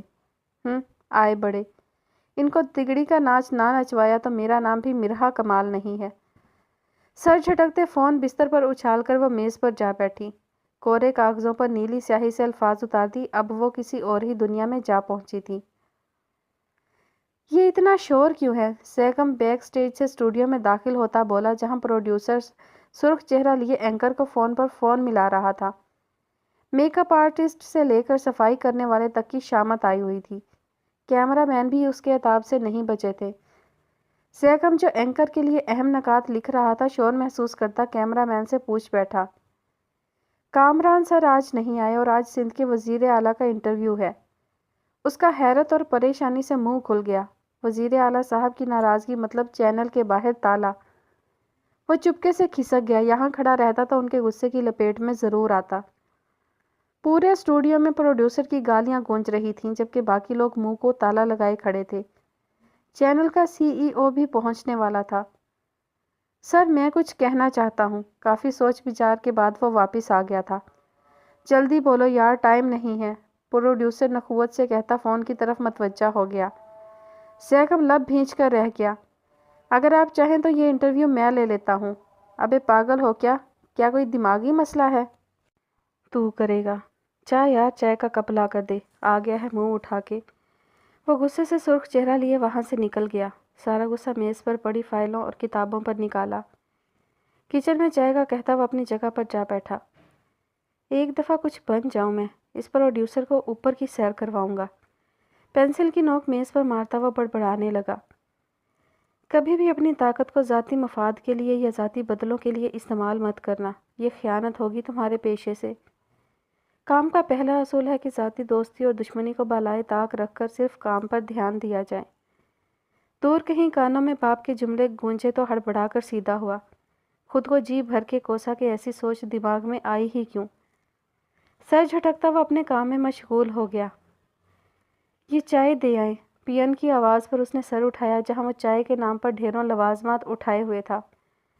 اس قدر رزق کی بے قدری پر وہ افسوس کرنے کے سوا کچھ نہ کر سکا۔ ٹرالی گھسیٹتا وہ سیٹ کی طرف بڑھ گیا جہاں ابھی اچھا خاصا ماحول خراب تھا۔ چینل کا سی ای او بھی پہنچ چکا تھا۔ 2-3 اینکرز کو فون کر دیا گیا تھا اور وہ قریباً آنے کو تھے۔ معاملہ تقریباً حل ہو ہی چکا تھا۔ کامران کا اسسٹنٹ کہاں ہے؟ سی ای او کی آواز پر وہ پلٹا۔ جی سر۔ تم ہو؟ حیرت سے اس وجیح نوجوان کو دیکھا۔ جی۔ ذرا جو اہم سوالات لکھے ہیں وزیر اعلیٰ صاحب کے لیے وہ لے کر آؤ۔ وہ سر ہلاتا اگلے 2 منٹ میں ایک فائل کے ساتھ حاضر ہوا تھا۔ لکھتے تو کافی اچھا ہو، بلکہ سب کچھ تو تم نے ہی لکھ دیا ہے، تو وہ الو کا پٹھا کیا کرتا ہے؟ کاغذوں کو پلٹتے متاثر کن انداز میں بولا۔ بول کے دکھاؤ۔ جی؟ مطلب ہے کہ تھوڑا بول کر دکھاؤ یہ جملے۔ وہ سر ہلاتا انٹرویو لینے کے سے انداز میں ان کے سامنے بولنے لگا۔ اس کا فی البدیہہ لہجہ، خوبصورت آواز، پروڈیوسر بھی مڑ کر اس کی طرف آیا۔ اسٹوڈیو میں گہری خاموشی چھا گئی، بس اس کی خوبصورت آواز گونج رہی تھی۔ جو طوفان بدتمیزی تھوڑی دیر پہلے مچا ہوا تھا وہ تھم گیا تھا۔ انٹرویو یہی لے گا۔ سیغم کے لب بے ساختہ پھیلے۔ سر، یہ ایک اسسٹنٹ ہے جس کا کیمرے کے سامنے کام کرنے کا تجربہ 0 ہے۔ باقی اینکرز پہنچنے ہی والے ہیں، ان میں سے کوئی ایک کر لے گا۔ وہ جو پہلے اس کو بری طرح دھتکار چکا تھا اب اس کی اتنی عزت افزائی برداشت نہ کر سکا، اس لیے کسی نہ کسی طرح اسے یہ موقع لینا چاہتا تھا۔ باقی اینکرز کو یہ نکات سمجھنے میں دیر لگے گی اور اس انٹرویو کی کتنی مشہوری کر چکے ہیں ہم، جگہ جگہ اشتہار اور اب ریٹنگ کا مسئلہ ہے۔ میں نہیں چاہتا کہ یہ موقع ہاتھ سے جائے۔ وزیر اعلیٰ صاحب سے بڑی مشکل سے وقت ملا ہے۔ سیغم پر سوچ سا مسکرا دیا اور پھر آدھے گھنٹے بعد کالے 3 پیس سوٹ میں نقصق سا تیار وہ اسٹوڈیو میں موجود تھا۔ میک اپ مین اس کے بال بنا رہا تھا۔ اتنی بڑی خواہش پوری ہونے جا رہی تھی۔ وہ لوگ ارد گرد کھڑے مائک لگا رہے تھے۔ جگمگاتا سا یہ اسٹوڈیو جہاں سے وہ ایک نئی منزل پانے والا تھا۔ اگر یہ انٹرویو کامیاب ہو جاتا تو شاید کامیابی کی نئی راہیں کھلنے میں دیر نہ لگتی۔ کانوں میں ایئر فون لگائے وہ مکمل تیار تھا۔ فطری گھبراہٹ کے مارے سامنے پڑا پانی کا گلاس چڑھا گیا۔ "We will be live in 30 seconds" کانوں میں موجود ایئر پیس سے گونجتی آواز پر وہ دوبارہ پانی کا گلاس منہ کو لگا گیا۔ سامنے ہی وزیر اعلیٰ صاحب فون پر نہ جانے کیا کر رہے تھے۔ اور پھر زیغم کمال تھا اور وزیر پنجاب۔ اس کا پورا اعتماد، لہجہ اور سوال پر سوال کنٹرول روم میں بیٹھے ڈائریکٹر اور پروڈیوسر کو حیران کر گئے۔ چینل کی ریٹنگ تواتر سے بڑھتی جا رہی تھی اور پروگرام کے درمیان تک ریٹنگ چارٹ اور سوشل میڈیا پر سب سے زیادہ دیکھا جانے والا چینل دا نیوز تھا۔ سوشل میڈیا میں #مسٹر ان ٹربل اور #debut of Zaigham Kamal top trend بن چکا تھا۔ اینکر کامران پروڈیوسر اور ڈائریکٹر کو فون پر فون ملا رہا تھا۔ اپنی جگہ خطرے میں محسوس ہو رہی تھی، لیکن اب تو تیر کمان سے نکل کر زیغم کمال کے حق میں جا لگا تھا۔ شاید قسمت کی دیوی مہربان ہو چکی تھی۔ مرحا! فون اٹھاتے ہی وہ اتنی زور سے چیخا کہ مرحا کو اپنے کانوں کے پردے پھٹتے محسوس ہوئے۔ فون کان سے دور ہٹا کر ایسے گھورا جیسے فون کی جگہ زیگم ہے۔ زیگم کے بچے، بہرا کر کے چھوڑو گے تم مجھے؟ خفگی سے کہا جس کا زیگم پر کوئی اثر نہ ہوا۔ ایک بہت اچھی خبر سناؤں؟ چہکتا ہوا لہجہ مرہا کو حیران کر گیا۔ ہاں بتاؤ۔ واٹس ایپ کھولو اور اماں کو بھی دکھانا، جلدی سے کہتا وہ فون کاٹ گیا۔ مرہا حیران ہوتی اماں کے کمرے کی طرف بڑھتی واٹس ایپ کھول کر دیکھنے لگی۔ 45 منٹ کی کوئی ویڈیو تھی جو سگنل کی خرابی کے باعث آہستہ آہستہ لوڈ ہو رہی تھی۔ اماں زیگم نے کوئی ویڈیو بھیجی ہے، کہتا ہے کہ اماں کے ساتھ دیکھو۔ بڑا خوش تھا۔ نظریں فون پر ڈاؤن لوڈ ہوتی ویڈیو پر ٹکی تھی، جبکہ دھیان اماں پر تھا جو اپنی جگہ سے اٹھتی چھوٹے سے صوفے پر اس کے پاس آ بیٹھی تھی۔ کوئی ٹی وی پروگرام کی ویڈیو تھی۔ زیگم بھی پاگل ہے، ان کی بک بک کون سنے گھنٹہ بیٹھ کر، بند کر اسے موئے کو۔ ٹی وی پر چلنے والے نیوز پروگراموں سے سخت چڑ تھی انہیں۔ مرہا بھی بیزاریت سے دیکھنے لگی، البتہ بند نہیں کی تھی، کیونکہ جانتی تھی کہ کوئی خاص بات ہی ہوگی جو زیگم نے یہ ویڈیو بھیجی ہے۔ اماں! حیرت، خوشی اور بے یقینی کے ملے جلے جذبات لیے وہ پکار اٹھی۔ کالے 3 پیس سوٹ میں بالوں کو نفاست سے سیٹ کیے وہ کوئی ہیرو ہی لگ رہا تھا۔ اعتماد سے بولتا وہ ان دونوں کو حیران کر گیا۔ ہائے ماں صدقے جائے، کتنا اچھا لگ رہا ہے یہ۔ ہائے ادھر دے، مجھے اپنے پتر کو دیکھنے دے۔ فرتے جذبات میں اس سے فون کھینچ کر پرے دھکیلا اسے۔ مرہا مسکرا کر رہ گئی۔ کتنا اچھا بولتا ہے۔ ارے یہ مووا وزیر سندھ ہے نا؟ کیا مشکل سا نام تھا اس کا، عقیل گھرمانی۔ ہاں ہاں وہی۔ چھوڑ اس منحوس مارے کو، تو زیگم کو دیکھ، ہائے کتنا اچھا لگ رہا ہے۔ مرہا ایک بات بتائیے، سب نے دیکھا ہوگا نا پروگرام؟ ٹی وی پر چلا ہے نا؟ ان کی بات کی گہرائی جانتی وہ ان کی معصومیت پر دل فریب سا مسکرا دی۔ ہاں اماں سب نے دیکھا ہوگا، وہ تو ہماری کیبل نہیں ہے نا گاؤں میں، اس لیے اس نے ویڈیو بھیج دی، ورنہ پورے پاکستان میں چلا ہے یہ۔ اس کی بات پر اماں کے چہرے کی چمک مزید گہری ہو گئی۔ جب تک فون پر وہ ویڈیو چلتی رہی، دونوں کی نہ ختم ہونے والی باتوں کا سلسلہ بھی چلتا رہا، جن کا موضوع صرف اور صرف زیگم اور اس کی متوقع شہرت اور کامیابی تھی۔ وہ اس وقت اپنی ٹیم کے ساتھ آفس میں کھڑی ان حلقوں کے نام دیکھ رہی تھی جن کی اس نے الیکشن سے پہلے کوریج کرنی تھی۔ یہ فہرست کس نے بنائی ہے؟ دوپٹہ سر پر اچھی طرح لیے سفید شلوار قمیض میں وہ اس وقت ایک مہذب عورت لگ رہی تھی۔ دھیان سارا کا سارا کام کی طرف تھا۔ پروڈیوسر سر نے۔ پی این کے جواب سے مرہا کمال کا حلق تک کڑوا ہو گیا۔ کہاں ہیں وہ؟ اپنے آفس میں۔ فہرست اٹھاتی وہ باہر نکل گئی۔ سر اس میں ایک حلقہ اور ڈالیں، جاتے ہی کھٹاک سے مدعا بیان کیا۔ یہ فائنل لسٹ ہے، 30 حلقے ہیں اور 30 ہی دن باقی ہیں الیکشن میں، اب کچھ نہیں ہو سکتا۔ لٹھ مار انداز میں انکار آیا تھا۔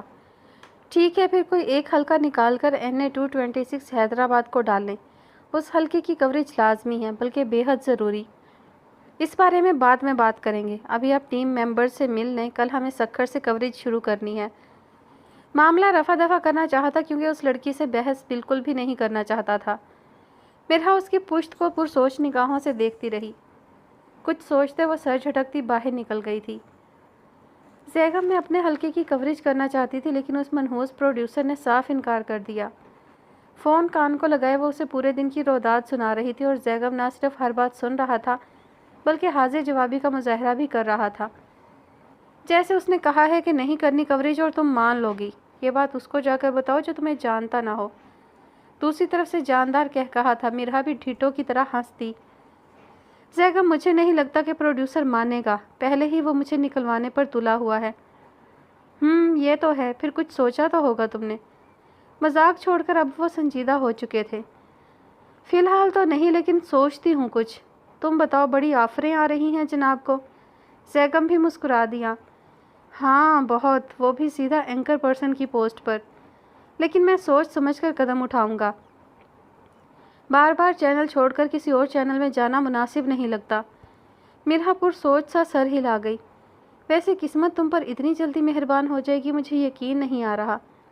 لوگ کتنے پاپڑ بیلتے ہیں اس مقام پر آنے کے لیے۔ خوشی اور بے یقینی کا ملا جلا تاثر لیے بولی تھی وہ۔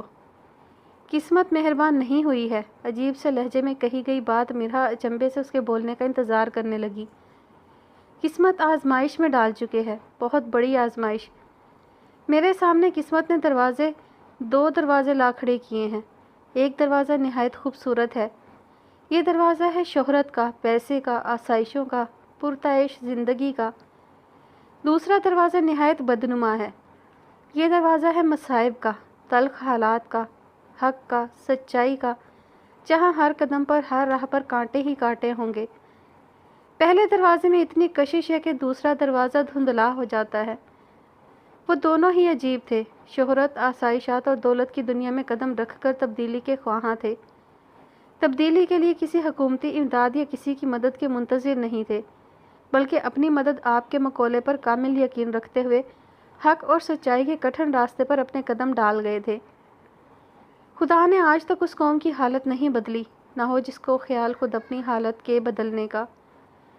میوزک کی تیز آواز سے کانوں کے پردے پھٹتے محسوس ہو رہے تھے۔ شراب کی بدبو پورے کلب میں پھیلی ہوئی تھی۔ مدھم روشنی میں ماحول عجیب و غریب منظر پیش کر رہا تھا۔ ڈانس فلور پر بگڑے امیرزادے، امیرزادیاں اور نام نہاد شرفا شراب کے نشے میں دھت ایک دوسرے کی باہوں میں جھولنے میں مصروف تھے۔ ہر کوئی جسم کو ڈھیلا چھوڑے سرور اور نشے میں ناچ رہا تھا۔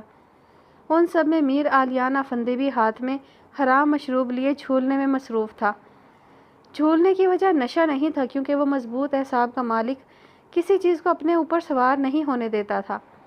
ڈانس تو وہ اپنے اندر کی ٹینشن، گھٹن، بے چینی کو ختم کرنے کے لیے کر رہا تھا۔ علی یار بس کر دو، 2 بوتلیں پی چکے ہو، گھر کیسے جاؤ گے؟ اس کا دوست سیف، جو خود بھی نشے میں جھول رہا تھا، اسے منع کرنے لگا۔ کسی شراب میں اتنا سرور اور نشہ نہیں ہے جو وہ میر آلیان افندی کے سر پر چڑھ کر بول سکے، تو فکر نہ کر بلکہ انجوائے کر۔ اس کے شرٹ سے بے نیاز وجود کو دیکھتے جس طرح کا انجوائے کرنے کا کہا تھا، وہ ڈھیٹوں کی طرح آنکھ دبا کر مسکراتا ڈانس فلور پر تھرکتی بےہودہ لباس میں موجود لڑکی کو خود سے لگائے اس کے ہونٹوں پر جھکتا اندر کی طرف بڑھ گیا۔ عالیہ نے نخوت سے سر جھٹکا۔ Let's have some drink. Aliya نے حیرت اور بے یقینی سے سامنے کھڑی لڑکی کی ہمت کو دیکھا، جو ایک سیاست دان کو پیشکش کر رہی تھی۔ نیم عریاں لباس میں جسم چھپ تو بالکل نہیں رہا تھا، بلکہ مزید نمایاں ہو رہا تھا۔ ایک طائرانہ نظر سر سے لے کر پاؤں تک ڈالی کہ ٹھٹک کر رکا۔ نگاہیں اس کے شرٹ کے گلے پر جا ٹکی، جہاں سے اس کا وجود صاف نظر آ رہا تھا۔ آئی وانا کس یو۔ اس کے کپڑے کے ڈیزائن اور نیکلس میں کمال مہارت سے چھپے چھوٹے سے کیمرے کو بغور دیکھتے بے شرمی سے کہا تھا، جبکہ وہ اس کی نظروں کا زاویہ دیکھتی فخر محسوس کرنے لگی۔ عالیہ خود کو کوستا جلد ہی نظر ہٹا گیا۔ یقیناً میڈیا انڈسٹری یا مخالف پارٹی کو ہی مخبری تھی، جو اس کے سیاسی کیریئر کو شروع ہونے سے پہلے ہی تباہ و برباد کرنا چاہتے تھے، ورنہ کوئی عام لڑکی تو کبھی اسے ڈرنک کی آفر نہیں کر سکتی تھی، کیونکہ وہ سیاست سے تعلق رکھنے والا انسان تھا جو عنقریب متوقع وزیر بننے والا تھا۔ اس کے چھپے کیمرے سے اسے یقین ہو گیا تھا کہ یہ اس کی کوئی دشمن ہی ہے، ورنہ اس بار کلب میں فون یا کیمرے کی سخت ممانعت تھی، کیونکہ شرافت کے لبادے میں چھپے عمرہ رات کی تاریکیوں میں یہاں شراب اور شباب کے مزے لوٹنے آتے تھے۔ ان کی پرائیویسی کا خیال رکھتے ہوئے ان چیزوں کو باہر تک ہی محدود رکھا جاتا تھا۔ شور baby, let's go to room. اس کی شرٹ کے بٹن پر انگلیاں پھیرتے اس نے بے باکی سے کہا تھا۔ میں تو یہاں بھی آرام سے کس کر سکتا ہوں، لیکن پہلے ڈرنک کر لیتے ہیں، پھر زیادہ مزہ آئے گا۔ مشروب کا گلاس اس کی طرف بڑھاتے آنکھ ونک کی تھی۔ ایک لمحے کے لیے سامنے کھڑی لڑکی کا چہرہ پھیکا پڑا، لیکن آخری بات پر مسکراہٹ واپس لوٹ آئی، لہٰذا فرتے جذبات میں ایک گھونٹ میں پورا گلاس چڑھا گئی۔ اتنی ہیوی ڈوز تھی کہ اگلے ہی پل لڑکھڑا پڑی۔ عالیہ کے چہرے پر استہزائیہ مسکان پھیلی۔ نشے میں دھت وہ صوفے پر جا گری۔ نیم عریاں لباس مزید بے باک ہو گیا تو وہ بے اختیار نظریں چرا گیا۔ جسم کی تمام تر رعنائیاں کھل کر واضح ہو رہی تھیں۔ کنپٹیاں مسلتا وہ کیمرہ نکالنے کا طریقہ ڈھونڈنے لگا جو اس کی شرٹ کے اوپری حصے پر مہارت سے اٹکا تھا۔ اس کا شو پیس بنا وجود دعوت گناہ بنا پڑا تھا۔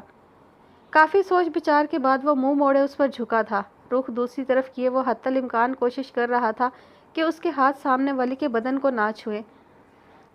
تم بہت ہاٹ ہو، تمہارا فگر، اف، میں نا تمہاری بہت بڑی فین ہوں۔ اس کی بے باک باتوں سے عالیہ کا چہرہ لہو چھلکانے لگا۔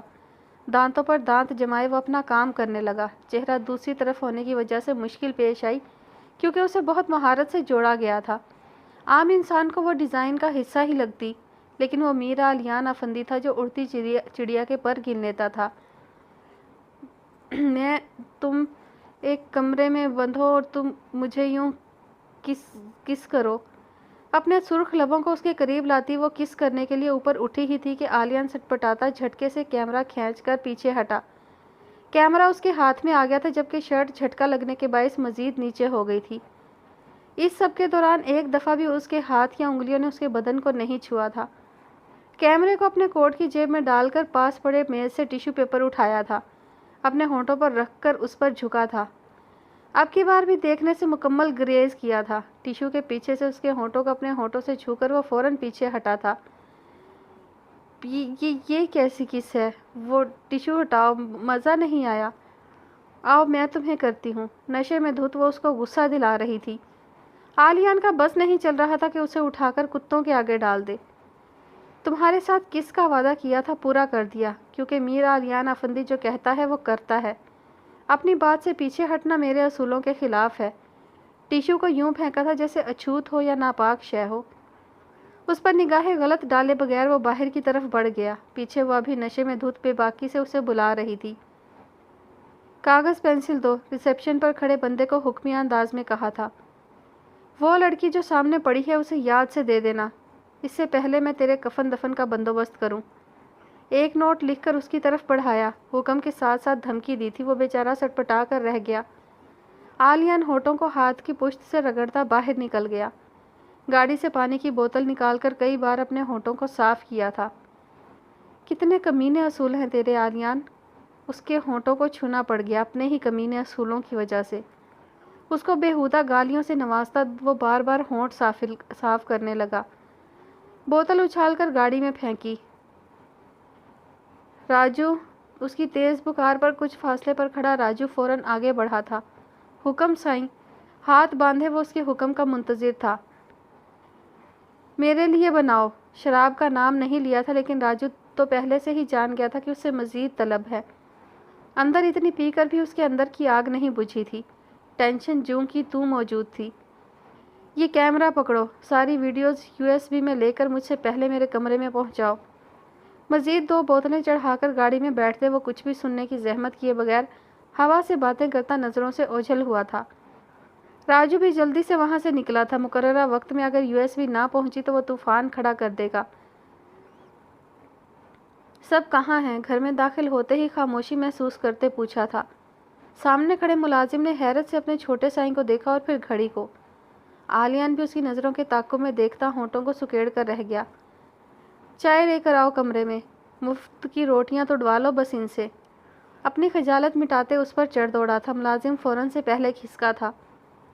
बड़े बड़े कदम उठाता वो कमरे की तरफ बढ़ने लगा। मिराल के कमरे से आती रोशनी देखकर बेसाख्ता उल्टे कदमों वापस मुड़ा था।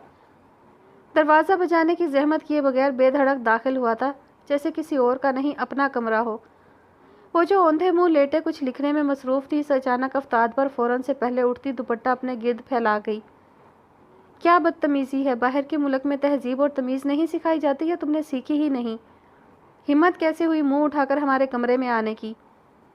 बोली नहीं, चीखी थी। हमेशा की तरह तंज के निश्तर जहर में भिगोकर मारे थे।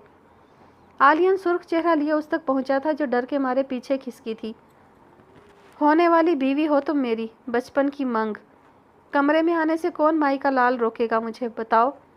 उसका मुंह दबोचते एक एक लफ्ज़ चबाकर कहा गया था। मुकाबिल का चेहरा जर्द पड़ा था, यूं जैसे सारा खून निचोड़ लिया गया हो। उसकी पतली हालत देखते नखुवत से उसका मुंह छोड़ा था। वो बमुश्किल गिरते गिरते बची थी। जिस चीज़ को मैं इनकार कर दूं उस पर थूकना भी पसंद नहीं करता। मेरे सामने अपनी इस गज भर लंबी ज़ुबान को कम चलाया करो, वरना काट कर हाथ में थमा दूंगा। कड़े जब्त के बावजूद आंसू गाल पर लुढ़क गए थे। दुपट्टे को मुट्ठियों में जकड़े वो खुद को संभालने की कोशिश में हलकान हो रही थी। कल तैयार रहना, सुबह शहर छोड़ आऊँगा। चूं चढ़ा की तो पक्की पक्की छुट्टी करवा दूंगा। इतना तो तुम्हें पता चल ही गया होगा कि मैं जो कहता हूँ वो करके रहता हूँ, क्योंकि मीर आलियान खाली धमकियाँ नहीं देता। पैंट की जेब में हाथ डालता वो बाहर निकल गया। मिराल भाग कर बेड से उतरकर दरवाजे तक पहुँची। वजूद अभी भी हल्का हल्का लर्ज रहा था। दरवाजे को अच्छे से बंद करके वो वहीं ज़मीन पर गिरती चली गई थी। मुंह पर सख्ती से हाथ जमाए सिसकियों का गला घोंट दिया। बाबा आप क्यों गए? ये सब बहुत जालिम है। आंसू इंसानों के रूप में भेड़िए, ہمیں نہیں رہنا یہاں، پلیز ہمیں بھی اپنے پاس بلا لیں، ہم مر جائیں گے یہاں۔ اپنی بے بسی پر دل کھول کر روئی تھی، گھٹنوں میں منہ دیے وہ ساری رات بلکتی رہی۔ ان چند منٹوں میں مقابل کی شراب کی زیادتی کی وجہ سے سرخ آنکھوں سے اسے کتنا خوف آیا تھا وہ بتانے سے قاصر تھی۔ اپنی عزت خطرے میں محسوس ہو رہی تھی۔ اس کا لہجہ کمال ضبط کے باوجود بھی شراب کی وجہ سے لڑکھڑا رہا تھا۔ وہ چند لمحات نہیں تھے، ایک قیامت تھی جو رات کی تاریکی میں میرال اعظم پر بیتی تھی۔ دل نے شدت سے اپنے بند ہونے کی دعا کی تھی تو سانسیں بھی اپنی بندش کے لیے دعا گو تھیں۔ اس کی سسکیوں کو خود میں سموئے اس کی ہمراز بنتے یہ رات قطرہ قطرہ پگھلتی افق پر روشنی کی چادر پھیلاتی غائب ہوئی تھی۔ وہ ٹانگ پر ٹانگ جمائے چائے کا گھونٹ گھونٹ اپنے حلق میں اتار رہا تھا، ساتھ ساتھ فون پر بھی کچھ کر رہا تھا۔ سامنے ہی میز کے پاس اس کے قدموں میں دبیز قالین پر راجو بیٹھا USB لیپ ٹاپ سے لگا رہا تھا۔ چھوٹے سائیں، اسے پکارا تھا جو ہنوز فون پر جھکا ہوا تھا۔ اس نے ہنکارا بھرا، دیکھنے کی زحمت نہیں کی۔ یہ ویڈیو دیکھ لیں، اس کی توجہ اسکرین کی طرف کروانی چاہیے جہاں عالیان کی توقع کے عین مطابق کلب کا سارا منظر چل رہا تھا، لیکن وہ اسکرین کی طرف دیکھنے کی بجائے موبائل پر ہی لگا رہا۔ تم دیکھو راجو، میں تو لائیو دیکھ کر آیا ہوں، جیسے مکمل یقین تھا کہ وہی کلب کی ویڈیو ہوگی اور یہ کچھ غلط بھی نہیں تھا۔ ذرا اس چھوکری کی معلومات تو نکلوا، ہم بھی تو دیکھیں کتنی ہمت ہے۔ اس کا سرد لہجہ عورت ذات کے لیے گھٹیا زبان راجو محسوس کرتے ہوئے بھی لب سی گیا تھا۔ سائیں پہلے ہی نکلوا لی ہے، رقاصہ ہے، پیسوں کے لیے مان گئی۔ عالیہ نے ہاتھ میں پکڑا چائے کا کپ دیوار پر دے مارا۔ دفع ہو جائے یہاں سے، اس کو ایسی سزا دے کہ آئندہ کے لیے ناچ نہ بھول جائے۔ وہ حلق کے بل چلایا تھا، اس کا بس نہیں چل رہا تھا کہ سب کچھ تہس نہس کر دے۔ تو کیا وہ ایک رقاصہ کے ہونٹوں کو چوم کر آیا تھا؟ چاہے ٹیشو کی دیوار حائل تھی لیکن پھر بھی اس کی تنی رگیں اور لہو چھلکاتی نگاہیں دیکھ کر راجو لیپ ٹاپ بند کرتا کھسک گیا۔ چیزیں پٹکتا وہ اپنا غصہ دبانے لگا۔ اپنے نام نہاد اصولوں کو بدلو عالیان، ورنہ پچھتاؤ گے۔ میں ماں ہوں تمہاری، تمہارا برا نہیں چاہوں گی، اس لیے کہہ رہی ہوں خود کو بدل لو۔ کچھ مقامات ایسے آتے ہیں جن میں اصولوں کو نہیں دیکھا جاتا، ورنہ پچھتاوے کا سامنا کرنا پڑتا ہے۔ کانوں میں گونجتے چند دھندلے جملے وہ بے ساختہ نیچے بیٹھتا چلا گیا۔ کانوں پر ہاتھ رکھے وہ حقیقت سے نظریں چرانا چاہتا تھا۔ اپنی زبان سے پیچھے نہیں ہٹوں گا، کبھی بھی نہیں، چاہے جتنا مرضی نقصان ہو۔ لوگ کیا کہیں گے؟ عالیان کتنا بے غیرت ہے، اپنی باتوں سے مکر جاتا ہے۔ میں نہیں ہٹوں گا پیچھے اپنی بات سے۔ نفی میں سر ہلاتا وہ اٹھ کھڑا ہوا، ڈریسنگ کے دراز سے سگریٹ کا ڈبہ اٹھا کر بالکنی میں نکل گیا۔ تاروں بھری رات میں وہ پورا ڈبہ سلگا گیا۔ ٹانگیں سون ہونے کو تھی لیکن اسے پرواہ نہیں تھی۔ سگریٹ کی زیادتی کے باعث ہونٹوں کا رنگ بھی سرخی مائل کی بجائے ہلکا ہلکا کالا ہو چکا تھا۔ آخری سگریٹ لبوں میں دبائے وہ وہیں پڑے صوفے پر ٹانگیں پسار کر بیٹھ گیا۔ نظروں کا تعاقب تاروں بھری یہ چاندنی رات تھی۔ دور کہیں تارا ٹوٹ کر گرا تو وہ جلدی سے سیدھا ہوا۔ سمجھ نہ آیا کہ کیا مانگے۔ اپنی حالت پر دل کھول کر کہا لگایا، مجھے بھلا کیا ضرورت ہے مانگنے کی؟ میر عالیان بھی کسی سے مانگ سکتا ہے کیا؟ میں تو خود مقدر کا سکندر ہوں، ہر چیز بغیر مانگے میرے مقدر میں لکھ دی گئی ہے۔ پاگل ہیں لوگ جو مانگتے پھر رہے ہیں۔ وہ شاید ہوش و حواس کھو رہا تھا، پہلے اتنا نشہ، اب سگریٹ اور اوپر سے نیند کی شدید کمی۔ وہ بڑبڑاتا ہوا نڈھال سا صوفے کی پشت پر سر گرا گیا۔